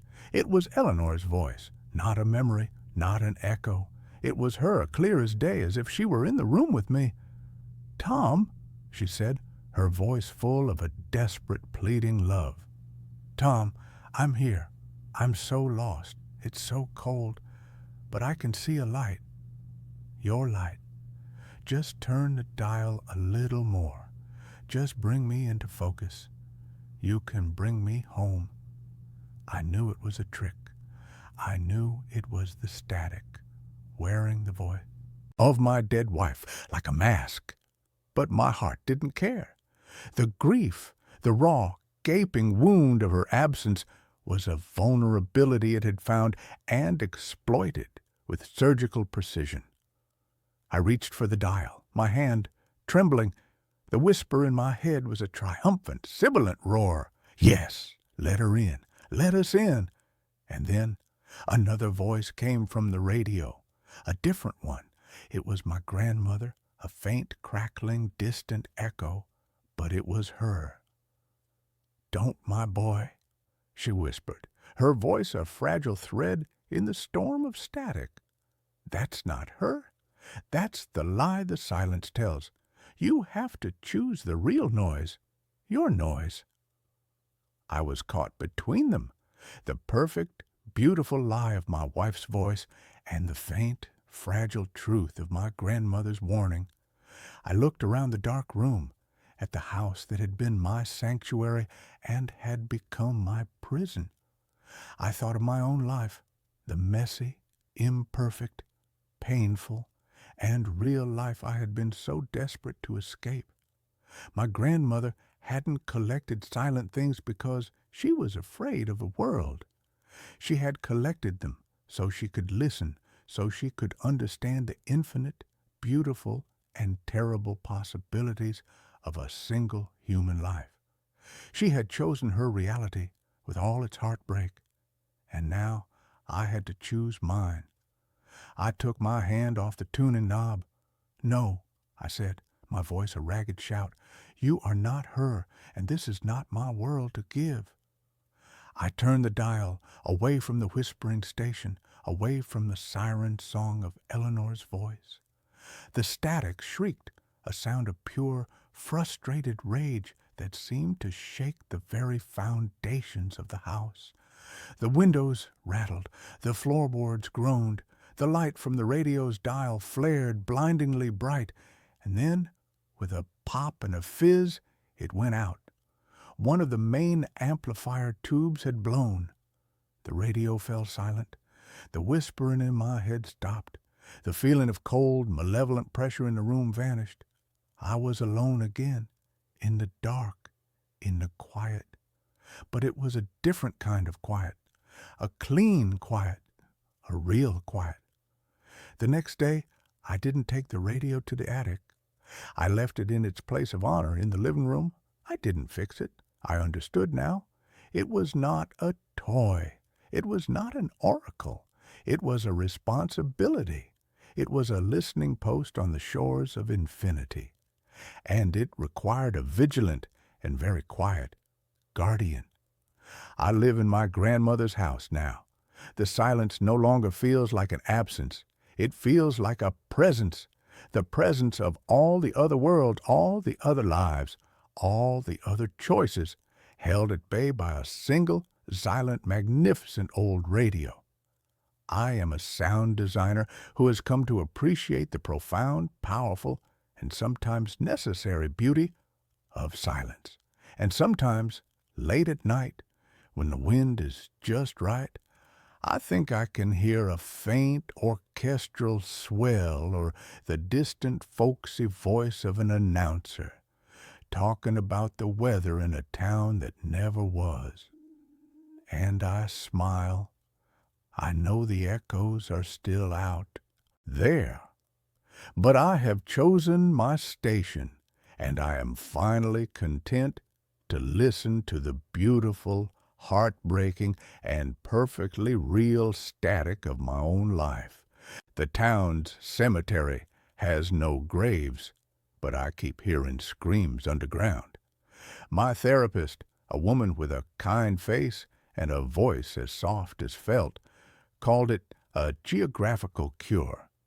The idea that a change of scenery could somehow cauterize the gaping wound in my life.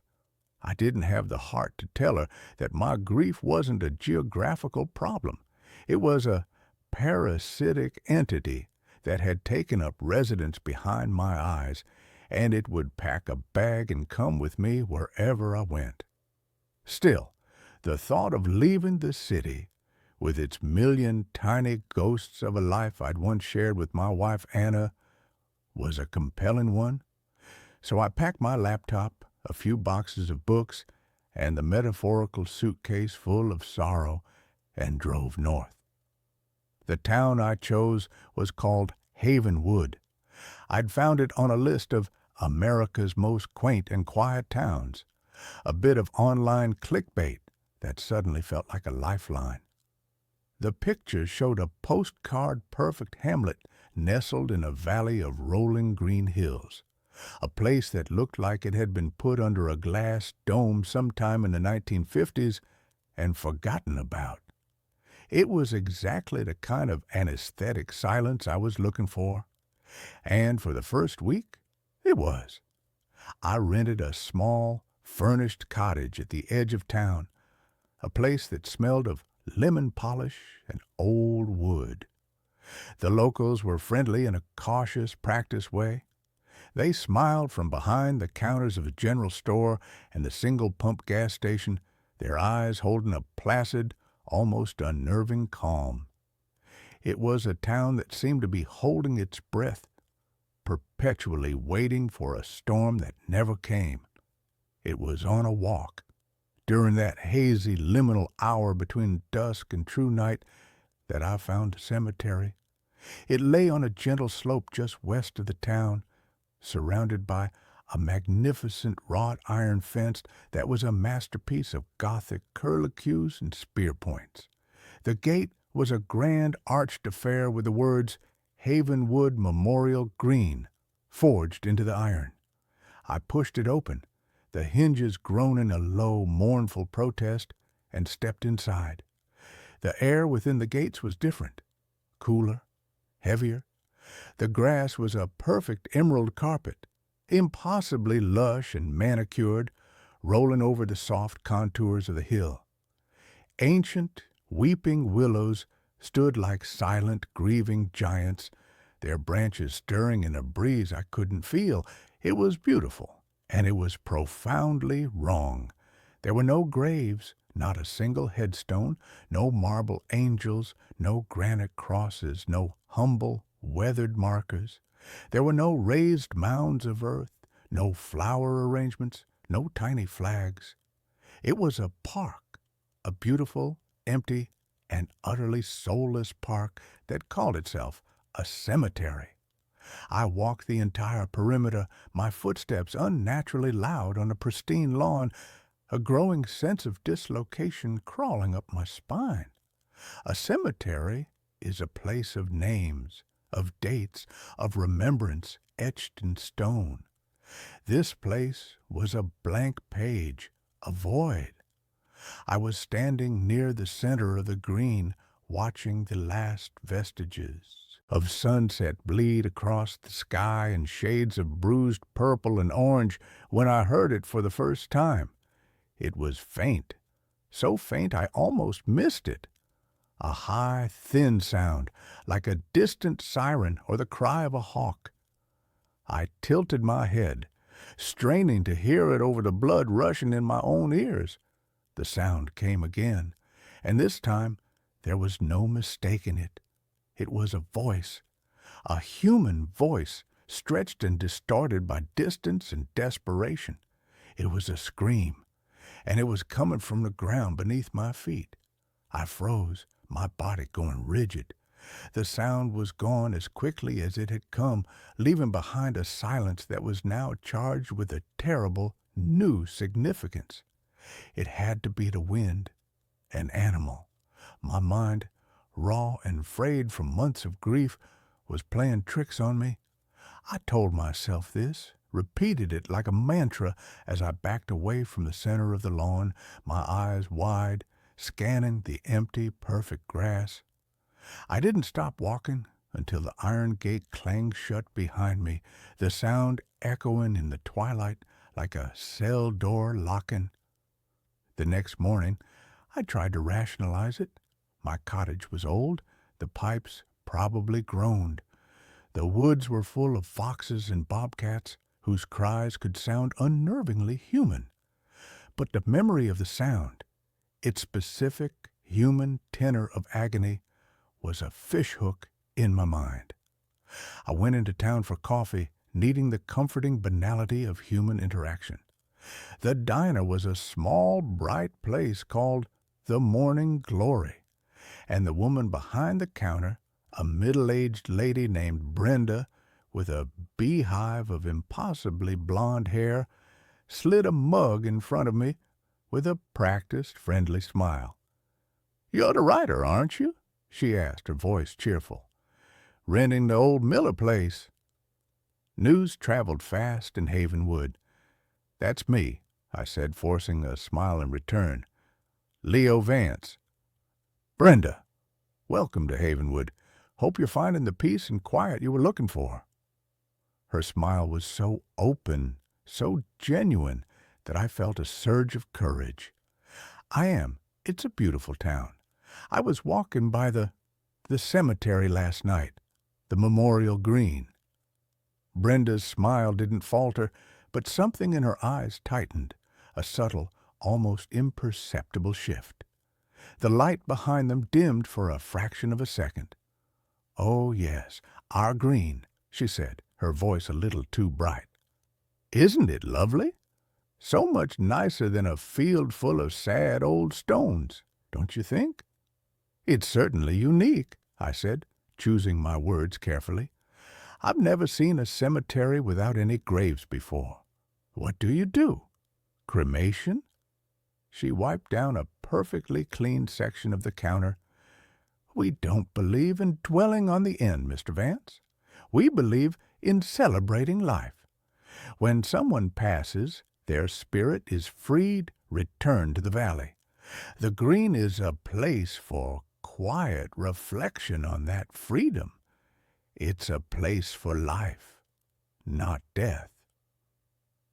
The answer was so polished, so rehearsed. It was like she was reading from a town brochure. It was a neat, tidy deflection that answered nothing at all. I wanted to press, to ask her if she'd ever heard strange noises there, but the look in her eyes, a sudden hard glint of warning behind the friendly facade, stopped me. "Don't ask," the look said. "You don't want to know." I couldn't stay away. The Memorial Green drew me back that evening, a moth to a flame I knew would burn me. This time, I was prepared. I brought a high-powered directional microphone, a relic from my brief, ill-fated foray into podcasting. I sat on a stone bench just inside the gates, the headphones pressed tight against my ears, and pointed the microphone at the center of the lawn. For an hour, there was nothing but the soft, rustling sound of the willow leaves and the low, ambient hum of a world settling down for the night. I was starting to feel foolish, a paranoid man chasing auditory ghosts. Then, through the headphones, the sound erupted. It wasn't a single scream this time. It was a chorus, a cacophony of voices, muffled and overlapping, rising from the earth. They were faint, but the microphone amplified them, bringing their horror into sharp, terrifying focus. I could distinguish individual voices now, a woman weeping hysterically, a man shouting a single, guttural word over and over again, and a child crying for its mother. They weren't ghosts. They weren't echoes. They were the sounds of living people in unbearable agony. My hands trembled so violently I almost dropped the microphone. I ripped the headphones off, my heart jackhammering against my ribs. The sounds vanished, replaced by the placid evening quiet. The disconnect was dizzying, schizophrenic. The serene, beautiful park, and the charnel house of sound that existed just beneath its surface. My journalistic instincts, dormant for so long, roared back to life, fueled by a potent cocktail of terror and outrage. This was not a haunting. This was a crime, a monstrous, ongoing crime, hidden beneath a blanket of perfect green grass. The Havenwood Town Library was a small brick building that smelled of dust and decaying paper. The librarian was a man named Mr. Abernathy, a creature who seemed to have been grown in the dark, dusty stacks he inhabited. He was impossibly old and thin, with skin like parchment stretched over a bird skull, and he watched me with watery, faded blue eyes as I browsed the meager local history section. The official town histories were useless, filled with the same kind of bland, cheerful prose as Brenda's explanation. They spoke of founding fathers, harvest festivals, and a strong, resilient community. But in the back, in a section of brittle, leather-bound ledgers containing the town's vital records, I found the first crack in the story. The ledgers recorded every birth, every marriage, every death in Havenwood since its founding in the late 1700s. I started with the most recent and worked my way back. The death records were meticulously kept. Cause of death, next of kin, place of burial, and up until 1923, every single entry for place of burial read Havenwood Cemetery. Then, in the autumn of 1973, they just stopped. The deaths were still recorded, a flu here, a heart attack there, but the place of burial column was left starkly, uniformly blank. From that point on, for nearly 100 years, not a single burial was recorded in the town of Havenwood. I cross-referenced the date with the old bound copies of the Havenwood Valley Chronicle. The issues from the summer of 1923 were full of the usual small-town news. Then, in late September, the tone shifted. There was a small cryptic article on the front page about a virulent, fast-moving sickness that had taken hold in the town. The article was vague, with no mention of symptoms or official diagnoses. The following week's edition was thinner, half its usual size. It mentioned the deaths of several prominent citizens, including the town doctor. And then the newspaper stopped. The next available issue was from the spring of 1924, and it was like reading a paper from a different town. The tone was relentlessly optimistic. There were articles about a new town charter, about the founding of the memorial green on the site of the old cemetery, a place to look forward, not back. There was no mention of the sickness, no list of the dead. The intervening months had been surgically excised from the town's history. The name that kept appearing in the pre-1923 records was Blackwood. The Blackwood family had founded Havenwood. They had owned the iron mine that had been the town's lifeblood for a century. I found a photograph of the family from around 1920. At its center was the patriarch, Hezekiah Blackwood, a man with a severe black beard and eyes that seemed to burn with a cold, fanatical fire. He looked like an Old Testament prophet, a man who would not suffer fools or sinners. The Blackwood iron mine, according to the records, had closed for good in October of 1923. The same month, the burials had stopped. As my investigation deepened, the town's subtle hostility began to coalesce around me. The friendly smiles became fixed and glassy. Conversations would stop when I entered a general store. I'd feel their eyes on my back as I walked down the street. The quiet of the town was no longer peaceful. It was watchful. The phenomena in my cottage began. It started with small things. A book I'd left on the table would be on the floor. The faucet in the bathroom would be dripping, even though I knew I'd turned it off tightly. Then came the whispers, faint, sibilant sounds from the corners of the rooms, just on the edge of my hearing. They sounded like the rustling of dry leaves, but they had a cadence, a rhythm, like a hushed, urgent conversation I couldn't quite make out. One night, I woke up from a nightmare I couldn't remember, my body drenched in a cold sweat. The room was freezing.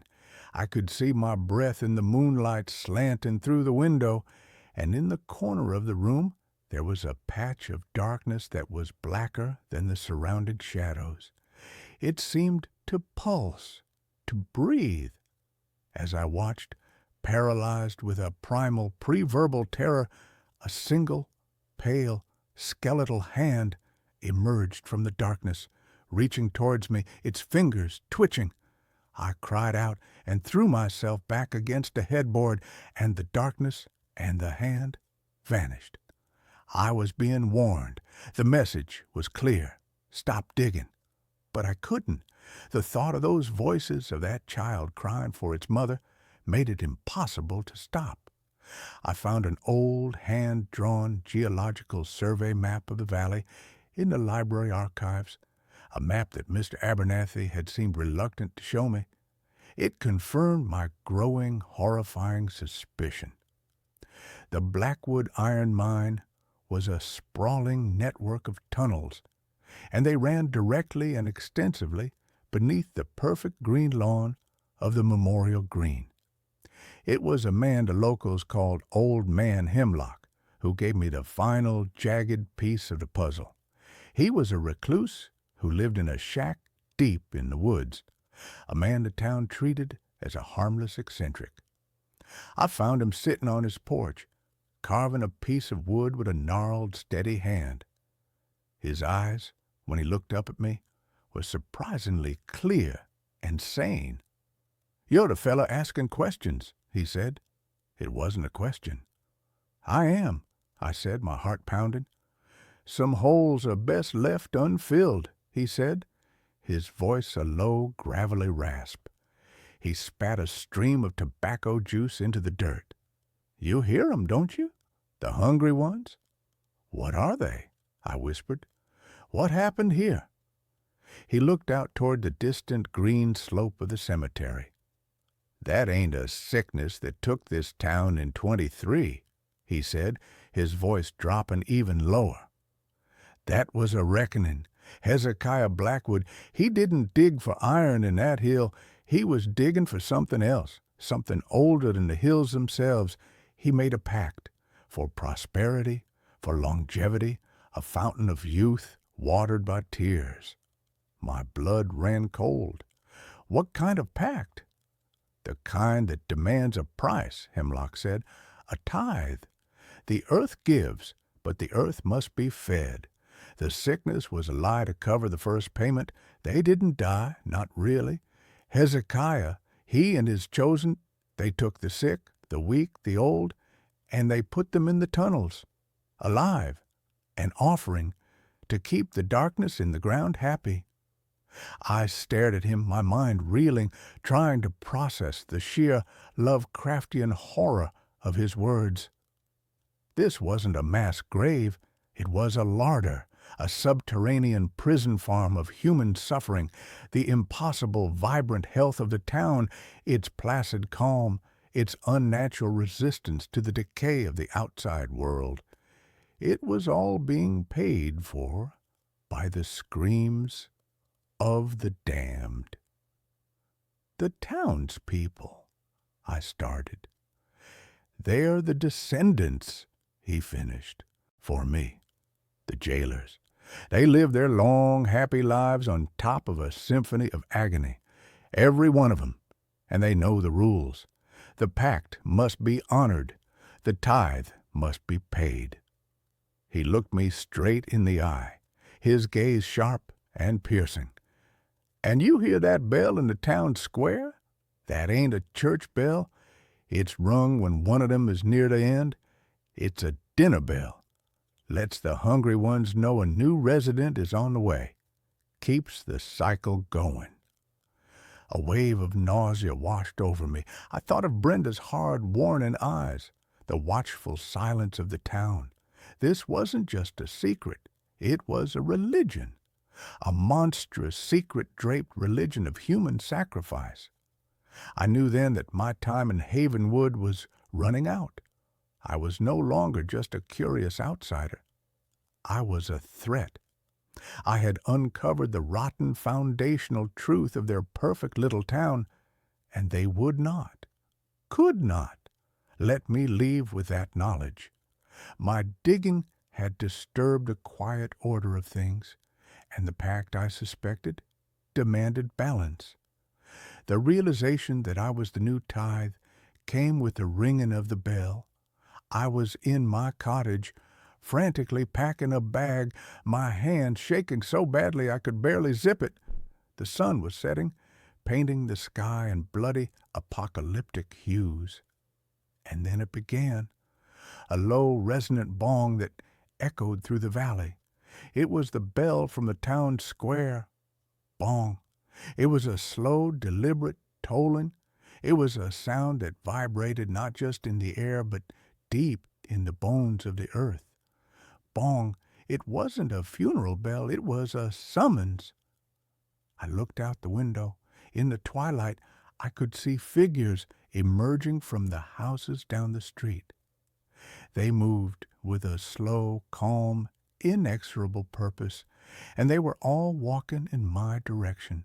Their faces, what I could see of them, were blank, their friendly masks stripped away to reveal the grim, determined faces of executioners. I fled out the back door and into the woods. The forest, once a place of quiet solace, was now a labyrinth of grasping shadows and menacing shapes. I could hear them behind me, not crashing through the undergrowth, but moving with an unnerving, practiced silence. They knew these woods. This was their hunting ground. My only hope, my only conceivable path of escape, was to circle around a town. But as I ran, the tolling of the bell seemed to guide my pursuers, its resonant waves a form of sonar pinpointing my location. I stumbled out of the woods and onto the road, and my heart sank. I was on the western edge of town. I had run in a circle, and right in front of me, its iron gates gaping open like the maw of some great beast, was the memorial green. They were waiting for me. A semicircle of townspeople stood at the gate, their faces illuminated in the cold white light of a single bare bulb that hung over the entrance. Brenda from the diner was there, the gas station attendant, Mr. Abernathy, the librarian, looking more like a vulture than ever. They weren't holding weapons in the traditional sense. They were holding shovels, ropes, and thick canvas sacks. There was nowhere to run. They advanced on me, their movements slow and ritualistic. I was herded like a sheep to the slaughter through the gates and onto the perfect emerald grass. The bell continued its slow, hypnotic tolling, and as I was pushed towards the center of the green, the screams from below began to rise, louder and more insistent than ever before, as if in hungry, terrible anticipation. I was thrown to the ground, the air knocked from my lungs. I saw Brenda's face above me, her expression not one of malice, but of a grim, sorrowful necessity. "The pact must be honored," she said, her voice a flat, dead thing. the valley must be fed. But as they pinned my arms and legs, a different sound cut through the air, a grating, metallic shriek. One of the men was using a heavy iron key to unlock something in the ground. A section of the perfect lawn I now saw was not lawn at all. It was a masterfully concealed trapdoor, a sod-covered slab of iron. As they heaved it open, a wave of cold, foul air washed over me, a charnel house stench of damp earth, decay, and profound ancient despair. It was the gateway to hell, and below, in the Stygian darkness, I could see a faint, shifting, phosphorescent glimmer, and I could hear the wet, scrabbling sounds of things moving in that final, desperate moment as they prepared to throw me into the pit. My mind, sharpened by pure terror, found an escape route. It wasn't a route for my body, but for my story, my phone. I had been recording my conversation with Old Man Hemlock, and the phone was still in my pocket, still connected to the cloud. With a final adrenaline-fueled surge, I twisted my body and managed to get a hand into my pocket. My fingers closed around the smooth, cool glass of the phone. I didn't have time to do anything else. As they lifted me, swinging me over the open pit, I hit the live stream button on a social media app I hadn't used in years. I didn't know if I had a signal. I didn't know if it would work. It was a final, desperate message in a bottle, thrown into the digital ocean. The last thing I saw before they let me go was the screen of my phone, flickering to life, the red live icon glowing like a single defiant drop of blood in the darkness. Then I was falling. The fall was short, a jarring impact that sent a bolt of agony through my leg. I landed on a floor of cold, damp, packed earth. The trapdoor slammed shut above me, plunging me into an absolute disorienting blackness. The bell had stopped. The air was thick, suffocating, and filled with the deafening, echoing symphony of the damned. The screams were all around me now, a physical pressure against my eardrums. My phone had survived the fall. Its screen was cracked, but the light from it cut a weak, pathetic beam into the oppressive dark. I scrambled back, pressing myself against a rough stone wall, and held the phone out like a sword. The light illuminated a scene from a madman's fever dream. I was in a wide circular chamber, the central hub of the mine, and from the dozens of tunnels that radiated outwards from the chamber, they were coming. They were no longer human. The decades, the century of being trapped in the living dark, had twisted and reshaped them. They were pale, desiccated things. Their skin stretched thin and translucent over their skeletal frames. Their hair was long and white and wispy, and their fingernails had grown into yellowed, curving talons that scraped against the stone floor. But their eyes were the worst part. They had no pupils, no irises. They were just two faintly glowing milky white orbs that stared at me with an expression of eternal, ravenous agony.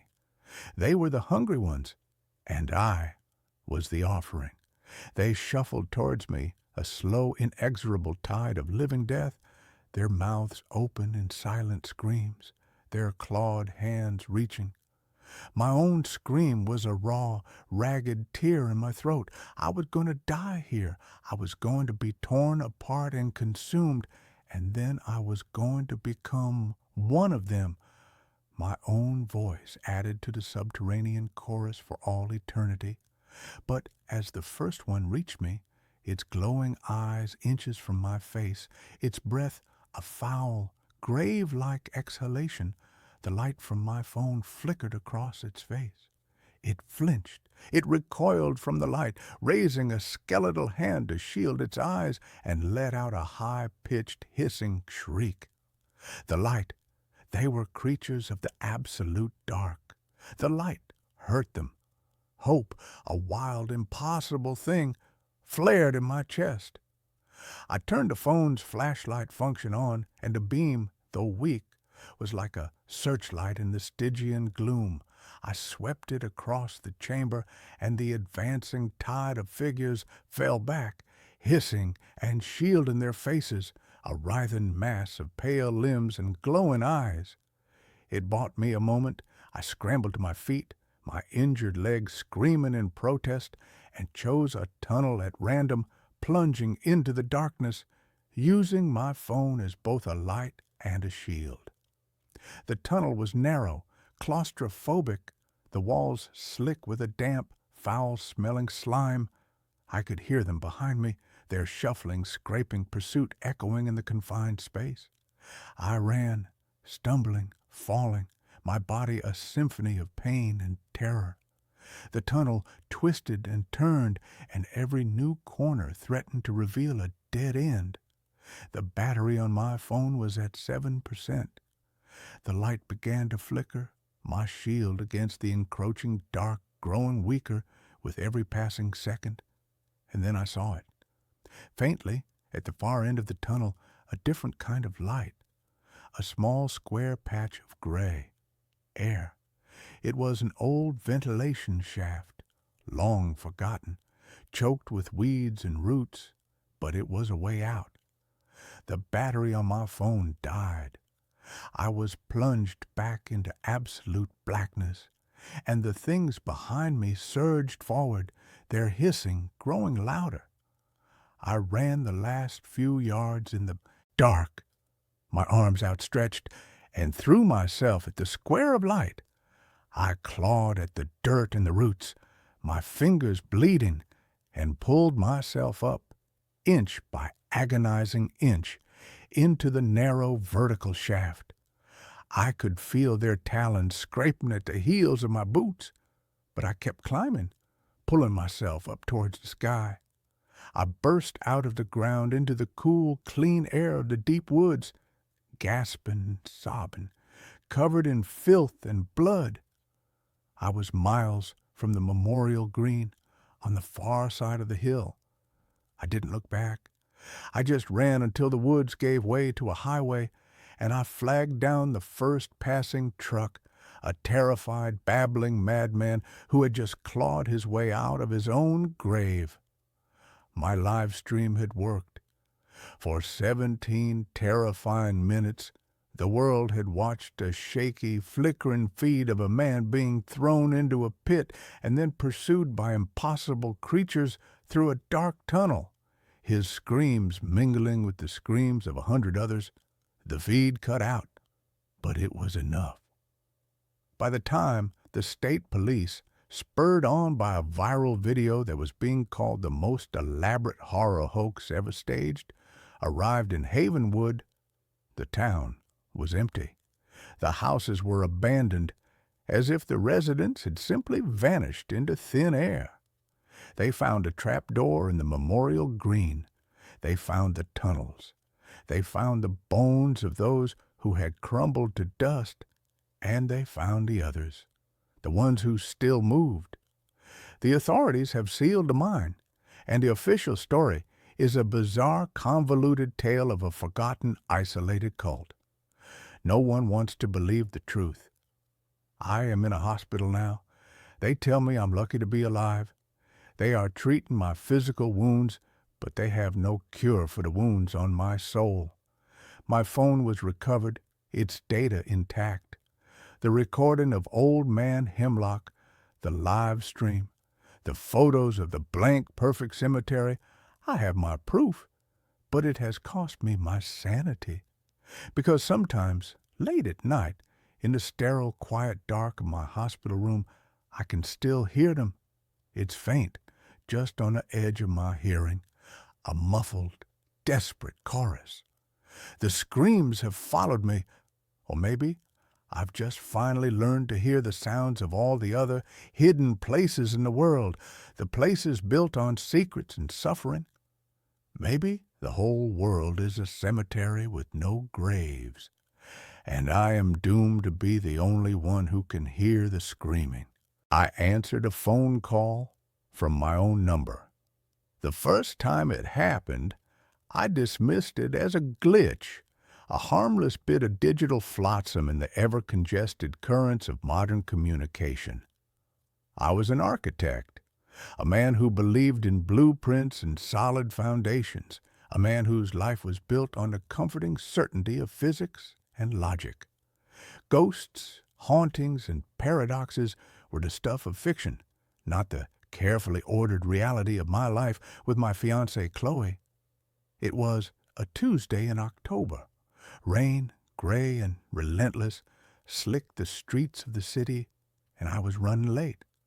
I was juggling a lukewarm coffee, a portfolio case that weighed a ton, and an umbrella that seemed to have a personal vendetta against my right eye. My phone buzzed in my coat pocket. Fumbling, I managed to fish it out, expecting a call from my boss, a man whose patience was as thin as tracing paper. But the name on the screen wasn't his. It was my own. Daniel Reed. Beneath it was my number, the 10 digits I'd had since I was a teenager, as familiar to me as my own reflection.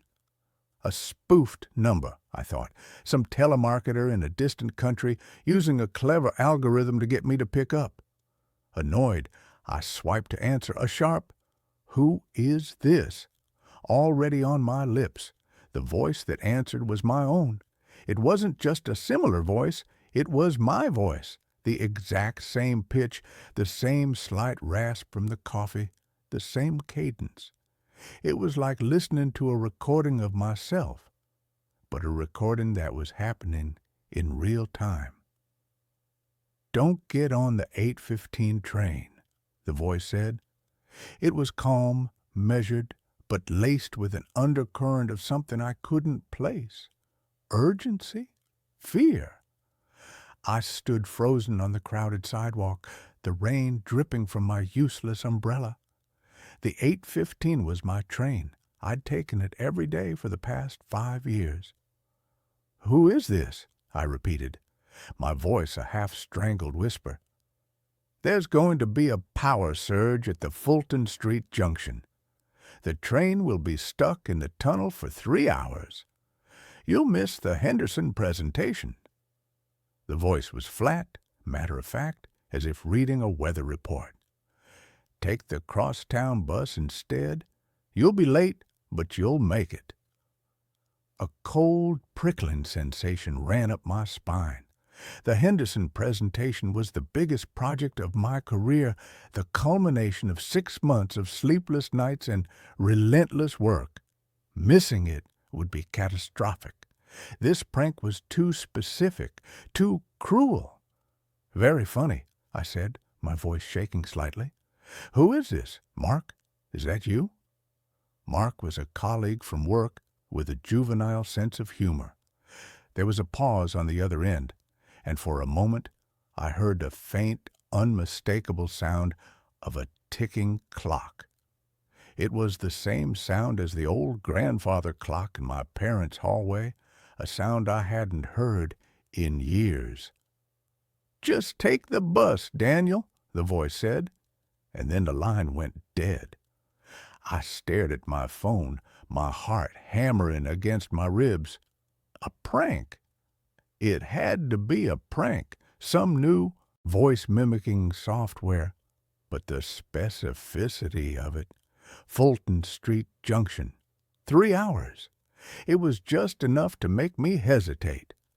The 8:15 was pulling into the station, its doors hissing open.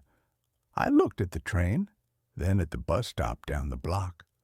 Logic warred with a primal, inexplicable fear. In the end, logic lost. I turned away from the station and walked towards the bus stop, feeling like a fool. An hour and a half later, I walked into my office, soaked and flustered, but just in time for the presentation. The office was in a state of controlled chaos. Mark rushed over to me, his face pale. "Man, you are the luckiest guy on the planet," he said. "Did you hear?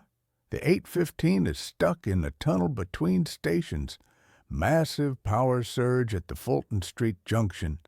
They're saying it'll be at least another 2 hours before they can get them out. The blood drained from my face.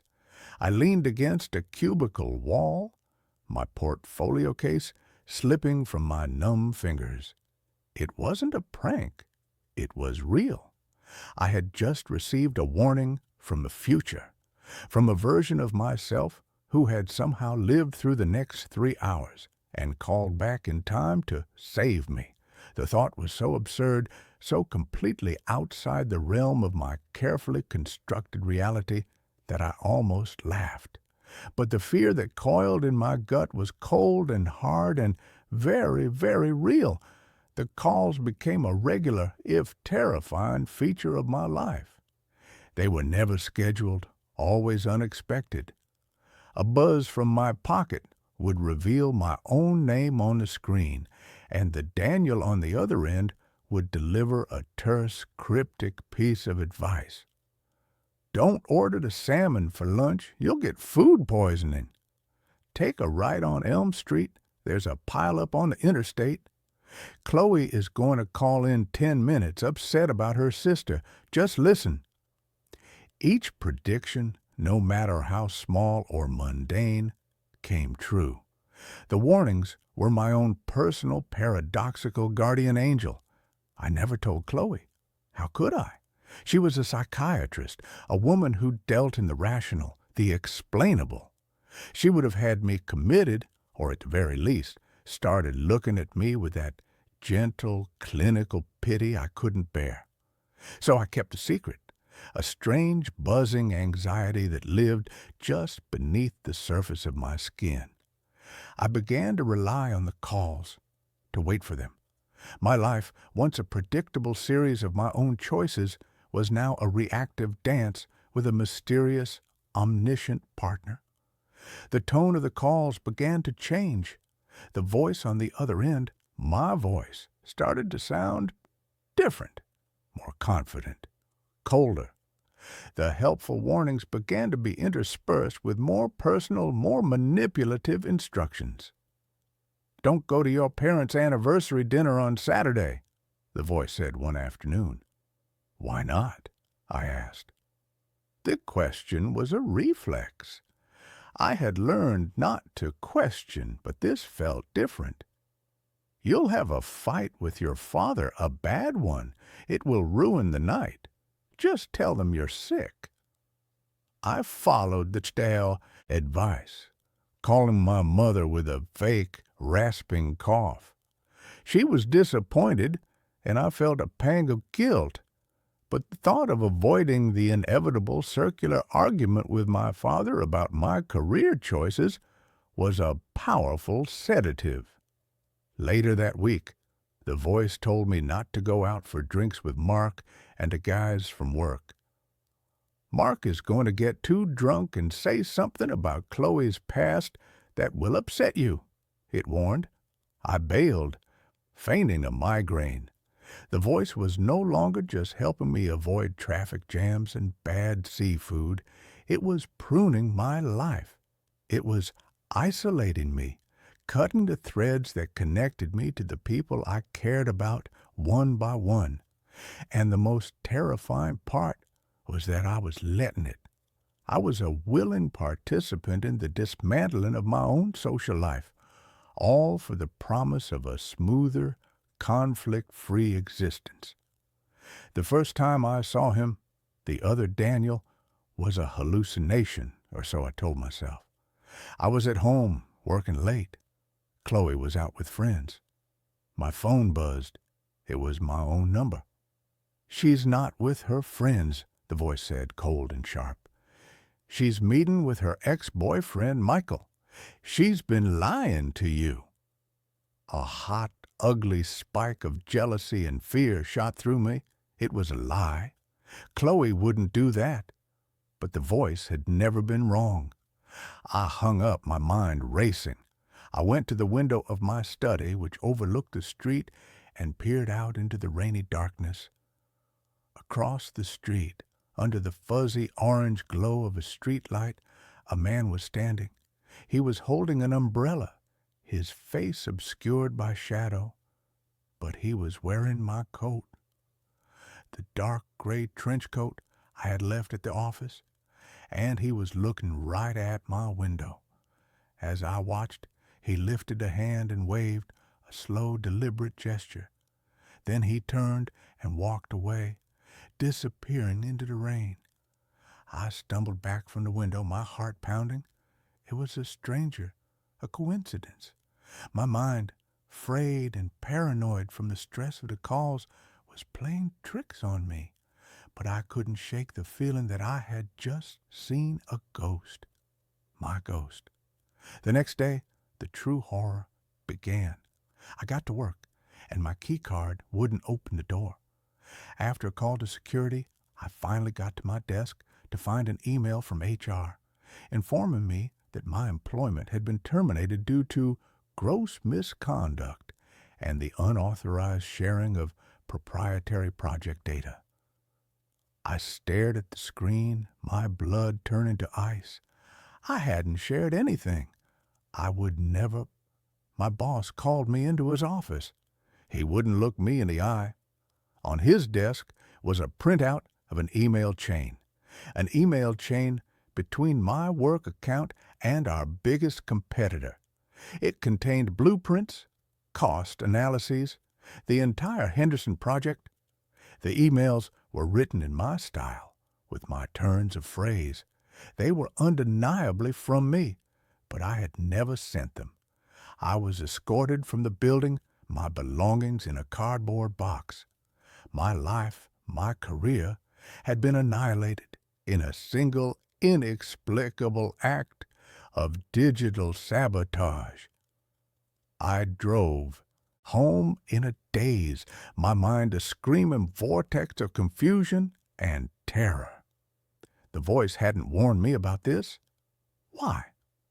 When I got home, Chloe was there. She was sitting on the sofa, her face pale, her eyes red-rimmed. She didn't look at me. "Chloe, you're not going to believe what happened," I started, the words tumbling out of me. "I know," she said, her voice a dead, flat thing.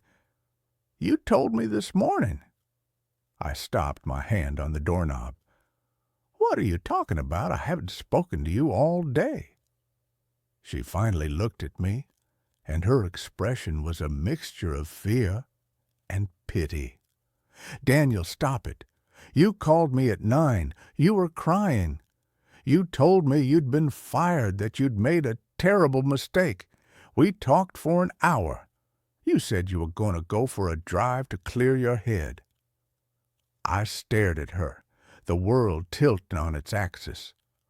"Chloe, that wasn't me." "Then who was it?" she cried, her voice breaking. "Who was it that knew that I was having doubts about us? Who brought up that stupid fight we had last year, the one we promised never to talk about again? Who apologized for being so distant and promised to be better?" She stood up, her hands clenched into fists. "It was you, Daniel, but the man standing in front of me now, you're not him. You look like him, but your eyes, they're terrified. The man I spoke to this morning was calm. He was relieved. He was taking over. The voice on the phone wasn't a future version of me. It was a copy, an echo, a parasite that had been systematically clearing a space for itself by destroying my life, isolating me from my friends and family, and now it was starting to move in. The warnings hadn't been to help me. They had been to build my trust, to make me compliant. The man in the trench coat hadn't been a hallucination. He was real, and he was stealing my life. I had to prove it. I had to prove I was the real Daniel. But how do you prove you are yourself when a perfect copy, one who knows all your secrets, is telling everyone you're not? I became a ghost in my own life. I couldn't go home. Chloe was afraid of me, and I was terrified that he would be there. I checked into a cheap motel on the outskirts of the city, the kind that smells of stale cigarette smoke and desperation. I was running out of money, my bank account mysteriously frozen. He was thorough. My phone was my only link, my only weapon. The calls continued, but now they were taunts. "She misses you," the voice would say, and I could hear the smirk in it. "The old you, I mean, not the paranoid, erratic mess you've become. I'm taking her to that little Italian place you both love tonight. I'm going to be the man you were never good enough to be." I started my own investigation, fueled by caffeine and terror. I became a digital archaeologist, digging through the ruins of my own life. I searched for theories, for other cases, for anything that could explain what was happening. I found fragments, whispers in forgotten internet forums, and crackpot conspiracy sites. Stories of digital doppelgangers, of quantum echoes, of people whose lives had been hijacked by perfect, malevolent copies. Most of it was nonsense, but there was a recurring theme, a point of origin, a moment of intense trauma, a near-death experience, a place where reality had become thin and a person's identity had somehow been duplicated.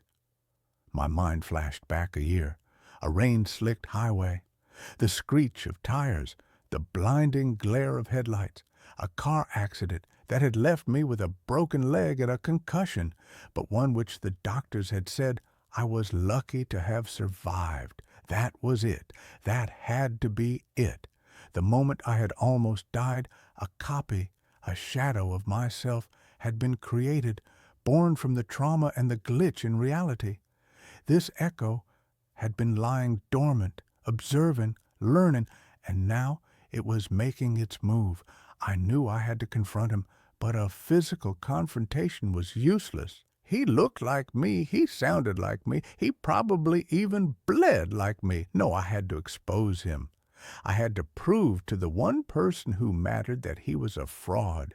I had to get to Chloe. The plan was desperate, probably insane. The echo knew my memories, my secrets, but he didn't have my soul. He didn't have my capacity for genuine, spontaneous emotion. He was a recording, a perfect but lifeless imitation. I had to create a situation where that difference would become glaringly obvious. I called Chloe from a payphone. She answered, her voice wary. "Chloe, it's me," I said, my voice raw. "I don't know who this is anymore," she whispered. I know you're scared and confused, but I need you to listen to me. I can prove it. I can prove that the man you've been talking to is not me. Meet me tonight at the old observatory." The observatory was our place. It was where I had proposed to her on a clear summer night under a canopy of 1,000,000 stars. It was a place of deep, shared meaning, a place I hoped the echo wouldn't understand on an emotional level. "Why should I?" she asked, her voice trembling. "Because a small part of you still knows it's me," I said, praying I was right. "Because you know the man you've been living with for the past week is off. A little too perfect, a little too calm. He's what I've always tried to be, but he's not what I am. 8 o'clock. Please, Chloe, my life depends on it."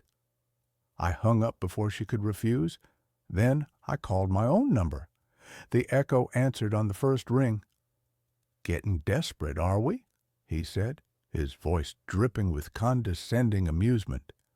"It's over," I said, trying to keep my voice steady. "I'm meeting Chloe at the observatory at 8. I'm going to tell her everything." "You do that?" The echo laughed. "She'll think you've finally lost your mind completely. In fact, I think I'll come too. It will be fun to watch." It was exactly what I wanted. That night, the air was cold and sharp. The observatory stood on its hill like a silent white domed sentinel against the star-dusted sky. I got there early, my heart a frantic drum against my ribs. Chloe arrived at 8 on the dot. She was wrapped in a thick coat, her face pale and drawn in the moonlight.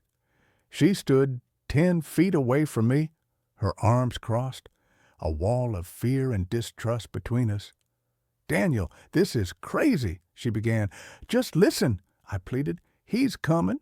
You're going to see us both." As if on cue, a figure emerged from the shadows of the parking lot. It was me. He was wearing my favorite leather jacket, his hair styled exactly like mine. He walked towards us with a confident, easy stride.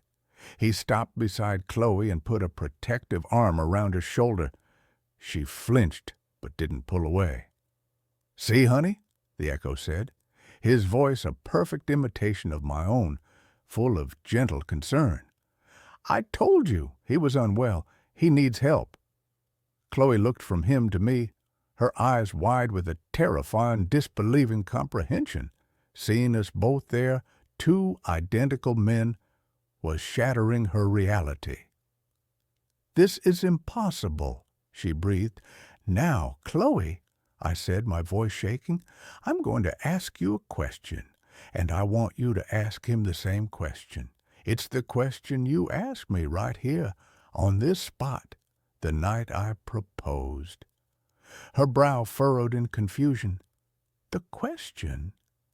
"You know the one," I urged, my eyes locked on hers, trying to pour every ounce of our shared history, our love, our genuine connection, into that single gaze. She turned to the echo. What was the question?" The echo smiled, a smooth, confident expression. "It's a trick, sweetheart.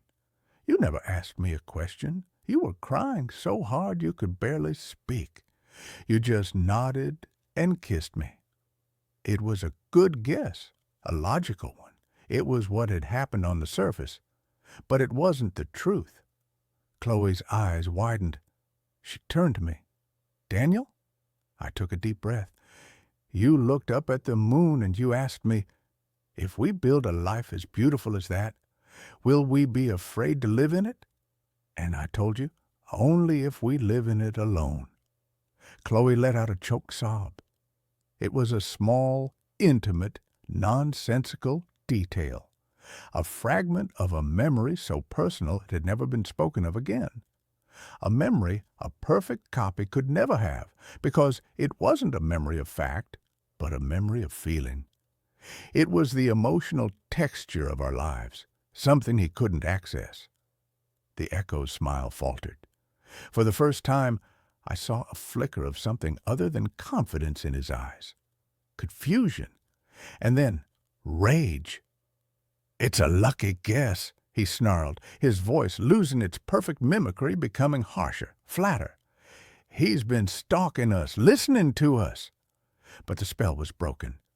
Chloe took a step away from him, towards me. "Get away from me," she whispered to the echo. The echo's face contorted, the mask of me slipping to reveal the monster beneath. "You can't have her. You can't have this life. It's mine. I earned it. I'm better than you. I'm the version of you without the anxiety, without the doubt, without the crippling fear of failure. I'm what you always wanted to be." "You're a ghost," I said, my own voice finding a strength I didn't know it possessed. "You're an echo of a bad memory. You're nothing." He lunged at me, his face a mask of fury. But he wasn't lunging at me in the physical world. I felt a sudden psychic pressure, a crushing assault on my mind. He was trying to invade my consciousness, to overwrite me.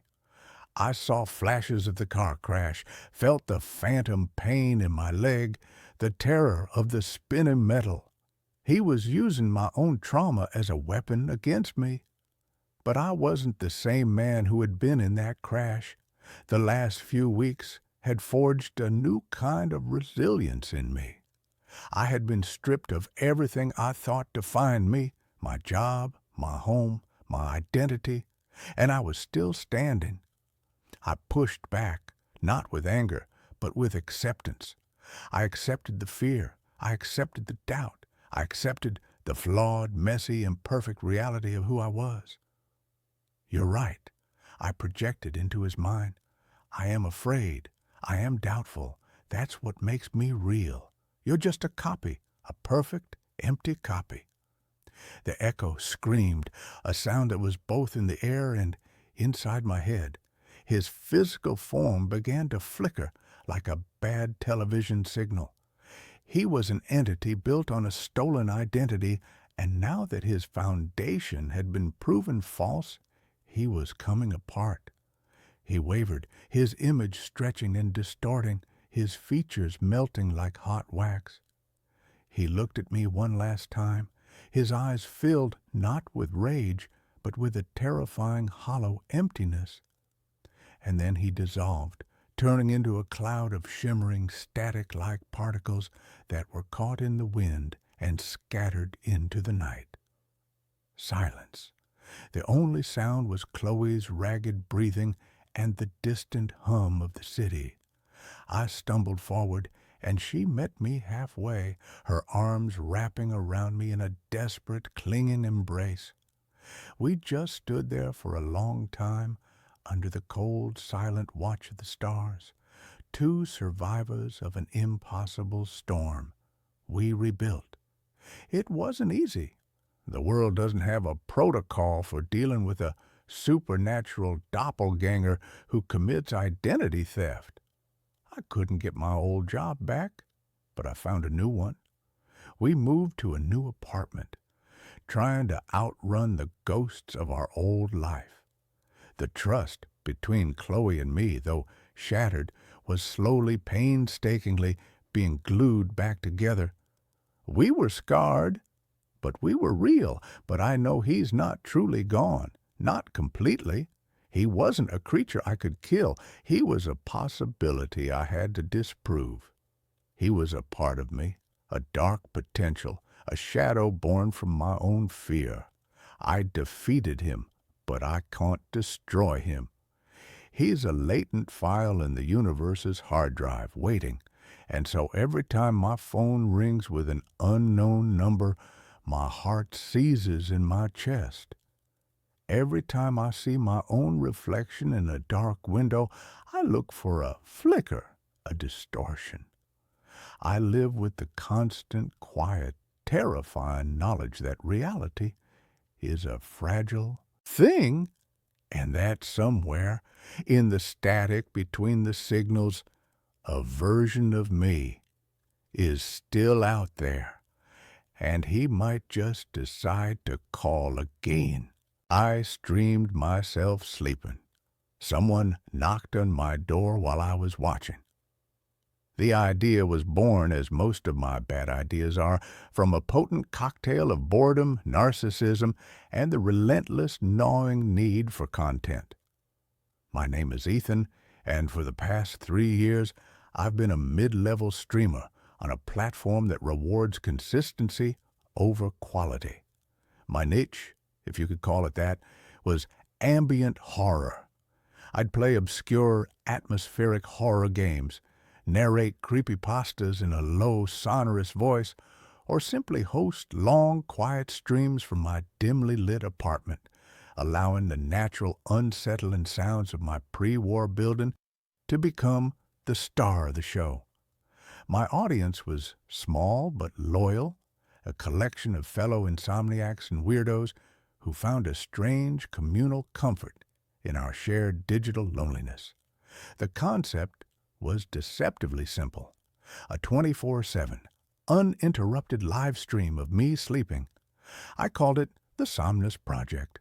The tagline I came up with was, "What happens when we're not watching?" It was a nod to the paranormal, a wink to my horror-loving audience, but in reality, it was a gimmick. A high-concept, low-effort way to keep my channel active, to hoover up a few extra donations while I was literally unconscious. Setting it up was easy. I mounted a wide-angle, night-vision-capable webcam on a tripod in the corner of my bedroom, positioning it to capture my bed and most of the room. I set up a dedicated laptop to handle the stream, its screen a glowing, hypnotic eye in the darkness. On the first night, I went through my usual pre-stream ritual, talking to the chat which was buzzing with a mixture of curiosity and mockery. "Bro is literally gonna get paid to sleep," one user typed. "What if he snores?" another asked. "Hope a ghost shows up, LOL," wrote a third. I laughed it off, signed off with my usual, "Stay safe in the shadows," and went to bed. I fell asleep to the quiet hum of the laptop and the knowledge that a few hundred strangers were watching me drool on my pillow. It was a profoundly weird, quintessentially 21st century feeling. The first few days were a bust, paranormal-wise. I snored, I tossed and turned. I once mumbled something about a missing spreadsheet in my sleep. The stream was, as expected, mind-numbingly boring, but my viewership numbers were up. People would leave the stream on in the background, a kind of bizarre human white noise machine. The donations trickled in, small amounts with messages like, "For your electric bill, Sleep King," or "Hope you're having sweet dreams." It was working. I would spend my waking hours in my living room, which doubled as my office, editing videos, answering emails, and, of course, watching the stream. It was a strange, out-of-body experience to be sitting on my sofa, drinking coffee, while simultaneously watching a live feed of my own empty, unmade bed. The bedroom door was always visible in the shot. It was a heavy, solid oak door, and I had a habit of closing it firmly every night. The first anomaly occurred on the fourth night. I was up late reviewing the VOD, video on demand, from the previous night, looking for any highlights I could clip for social media. A particularly loud snore, a funny sleep mumble. I was fast-forwarding through the long, static hours of darkness when I saw it. At exactly 3:13 a.m., the bedroom door, which I had distinctly remembered closing, slowly, silently, crept open. I stopped the playback, my heart giving a sudden hard thump against my ribs. I rewound it and watched again, in real time. The movement was almost imperceptible. A thin black sliver appeared between the door and the frame, widening by a millimeter every few seconds, until the door was opened by a good 6 inches. There was no sound, no creak of hinges. It was like the door was made of smoke. It stayed open for the rest of the night. My blood ran cold. My building was old, the floors uneven. It was possible, I told myself, that the door hadn't been properly latched and had swung open on its own. A draft, perhaps. It was a rational, logical explanation, and I clung to it like a life raft. But I had never known that door to swing open on its own before. It was a heavy, well-fitted door. That night, before I went to bed, I made a point of not just closing the door, but locking it. I even gave the knob a hard jiggle on camera for the chat to see. "Just making sure we don't have any drafts tonight, guys," I said with a nervous laugh. I watched the VOD the next day. The door had stayed closed. I felt a wave of relief, followed by a pang of disappointment. A small, content, hungry part of me had been hoping for a ghost. But the next night, something else happened. Something I couldn't explain away with drafts or uneven floors. I was watching the VOD from the night before. At 2:47 a.m., one of the books on my bedside table, a heavy hardback copy of House of Leaves, slid off the table and fell to the floor with a soft, muffled thud. I hadn't even noticed it when I woke up. I had just picked it up and put it back without a second thought. But watching it on the replay, it was unnerving. It didn't just tip over, it slid, as if pushed by an invisible hand, moving a good 2 inches horizontally before it fell. The chat, which was watching the Viad along with me, went wild. You WTIF, was that? Okay, that's not a draft. Demon, confirmed. I was skeptical, but I was also a streamer.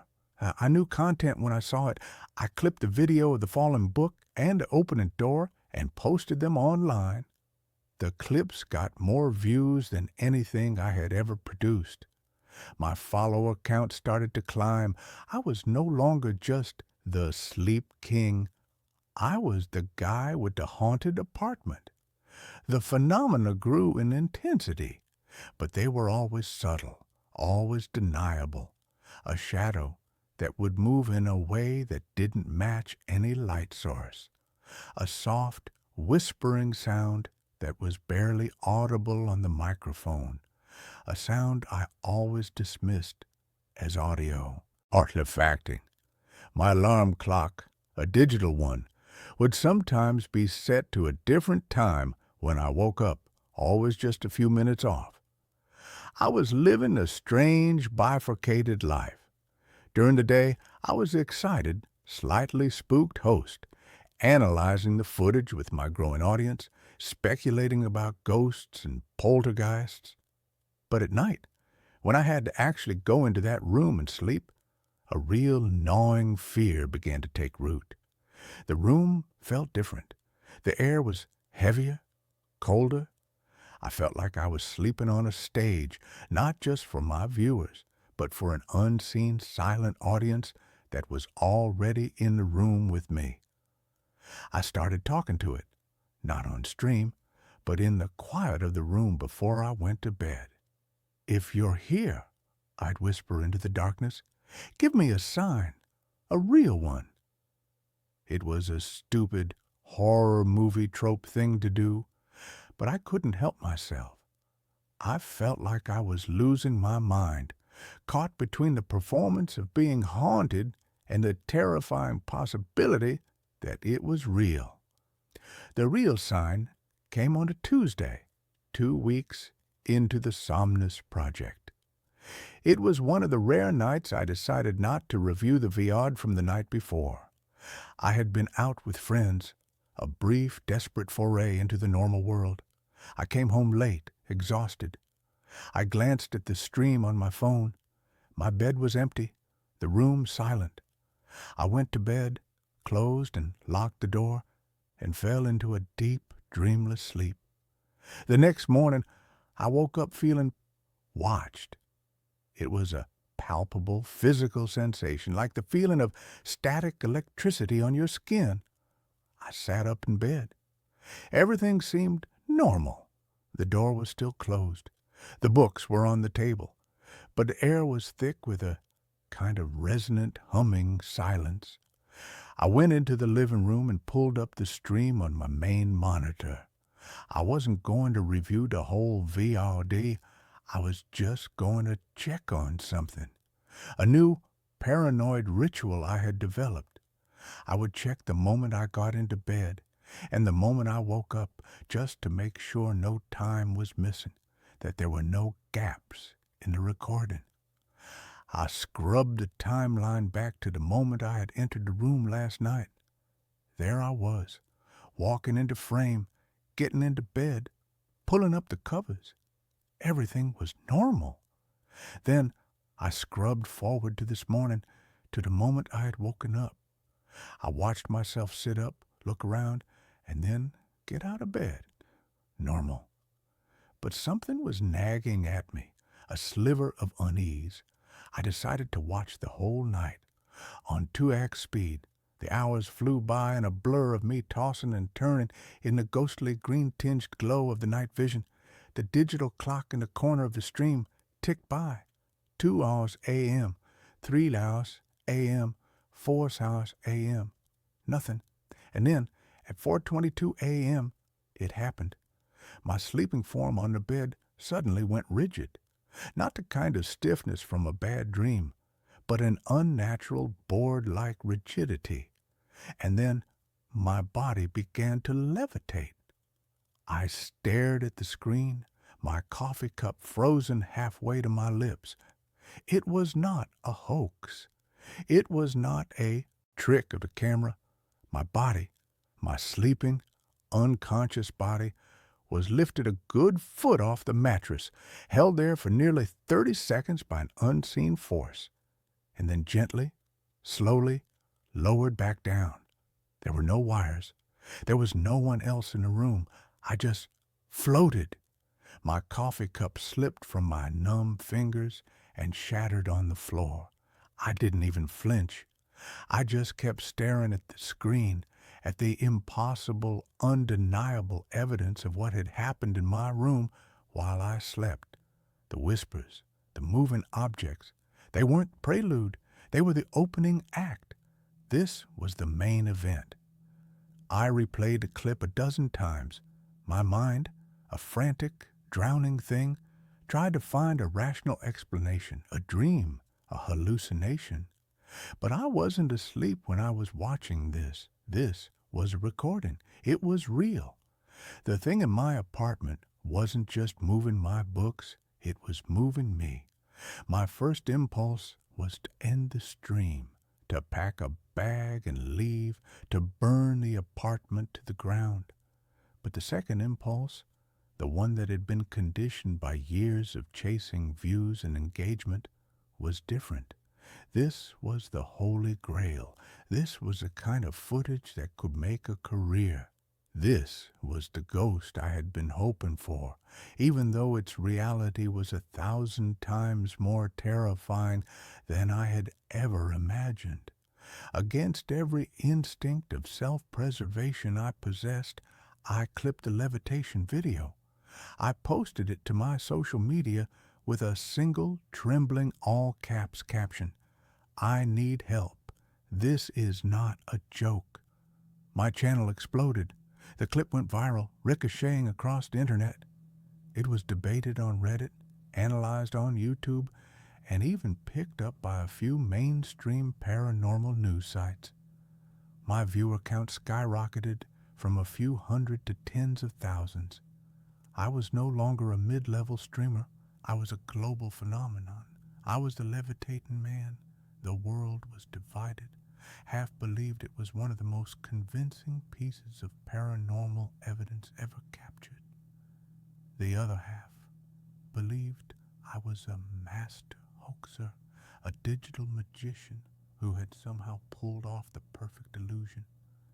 The debate only fueled the fire. I was a prisoner in my own home. I was too terrified to sleep in the bedroom, but I was also too terrified to end the stream. I had created a monster, and now I had to keep feeding it. I started sleeping on the sofa in the living room, leaving the bedroom empty, a stage for whatever entity had taken up residence there, and the activity increased. Now that it had an audience, it began to perform. The door would be thrown open with violent force. The books would fly off the shelves. One night, the word "get" was scrawled on a wall in what looked like ash or soot. The next night, the word "out" appeared beside it. My life became a 24/7 horror show, and I was both the star and the sole terrified audience member in the front row. My mental state was disintegrating. I was a raw nerve, jumping at every shadow, my hands in a perpetual shaky tremor. The money was pouring in, but I couldn't spend it. The fame was suffocating. I was the ringmaster of a circus I could not control. And then came last night. I had been awake for nearly 48 hours, surviving on caffeine and raw fear. I couldn't bring myself to sleep, not even on the sofa. I was sitting in my computer chair, The warm glow of the monitor, my only companion, watching the live feed from the bedroom. The chat was a frantic, scrolling waterfall of text. Thousands of people from all over the world watching the empty, haunted room with me. For hours, there was nothing, just the quiet, malevolent stillness of the room. The "Get Out" on the wall seemed to pulse in the night vision. And then, at 3:13 a.m., the same time the door had first opened a lifetime ago, a new phenomenon began. A knock. A soft, hesitant, three-beat knock. Knock, knock, knock. It was not coming from the bedroom. It was coming from my front door. I froze, my blood turning to ice. My apartment was on the 3rd floor. My neighbors were a quiet, elderly couple who were in bed by 9. No one ever knocked on my door this late. The chat exploded. Did anyone else hear that? Someone's at the door. Don't answer it, Ethan. I stared at the monitor, my heart hammering in my chest. I didn't move. I didn't breathe. The knock came again, louder this time, more insistent. Knock, knock, knock. It's probably a neighbor, I typed into the chat, my fingers fumbling on the keyboard. Loud music or something? But I knew it was a lie. My apartment was silent. And then I looked at the live stream feed from my bedroom, and what I saw made the world dissolve into a roaring, static-filled void in my ears. On the screen, in the live real-time feed of my bedroom, a figure was standing.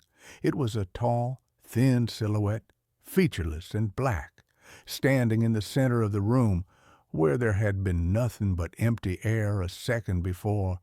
It was not a shadow. It had depth, dimension. It was a hole in the shape of a man, a void that seemed to suck the very light out of the room.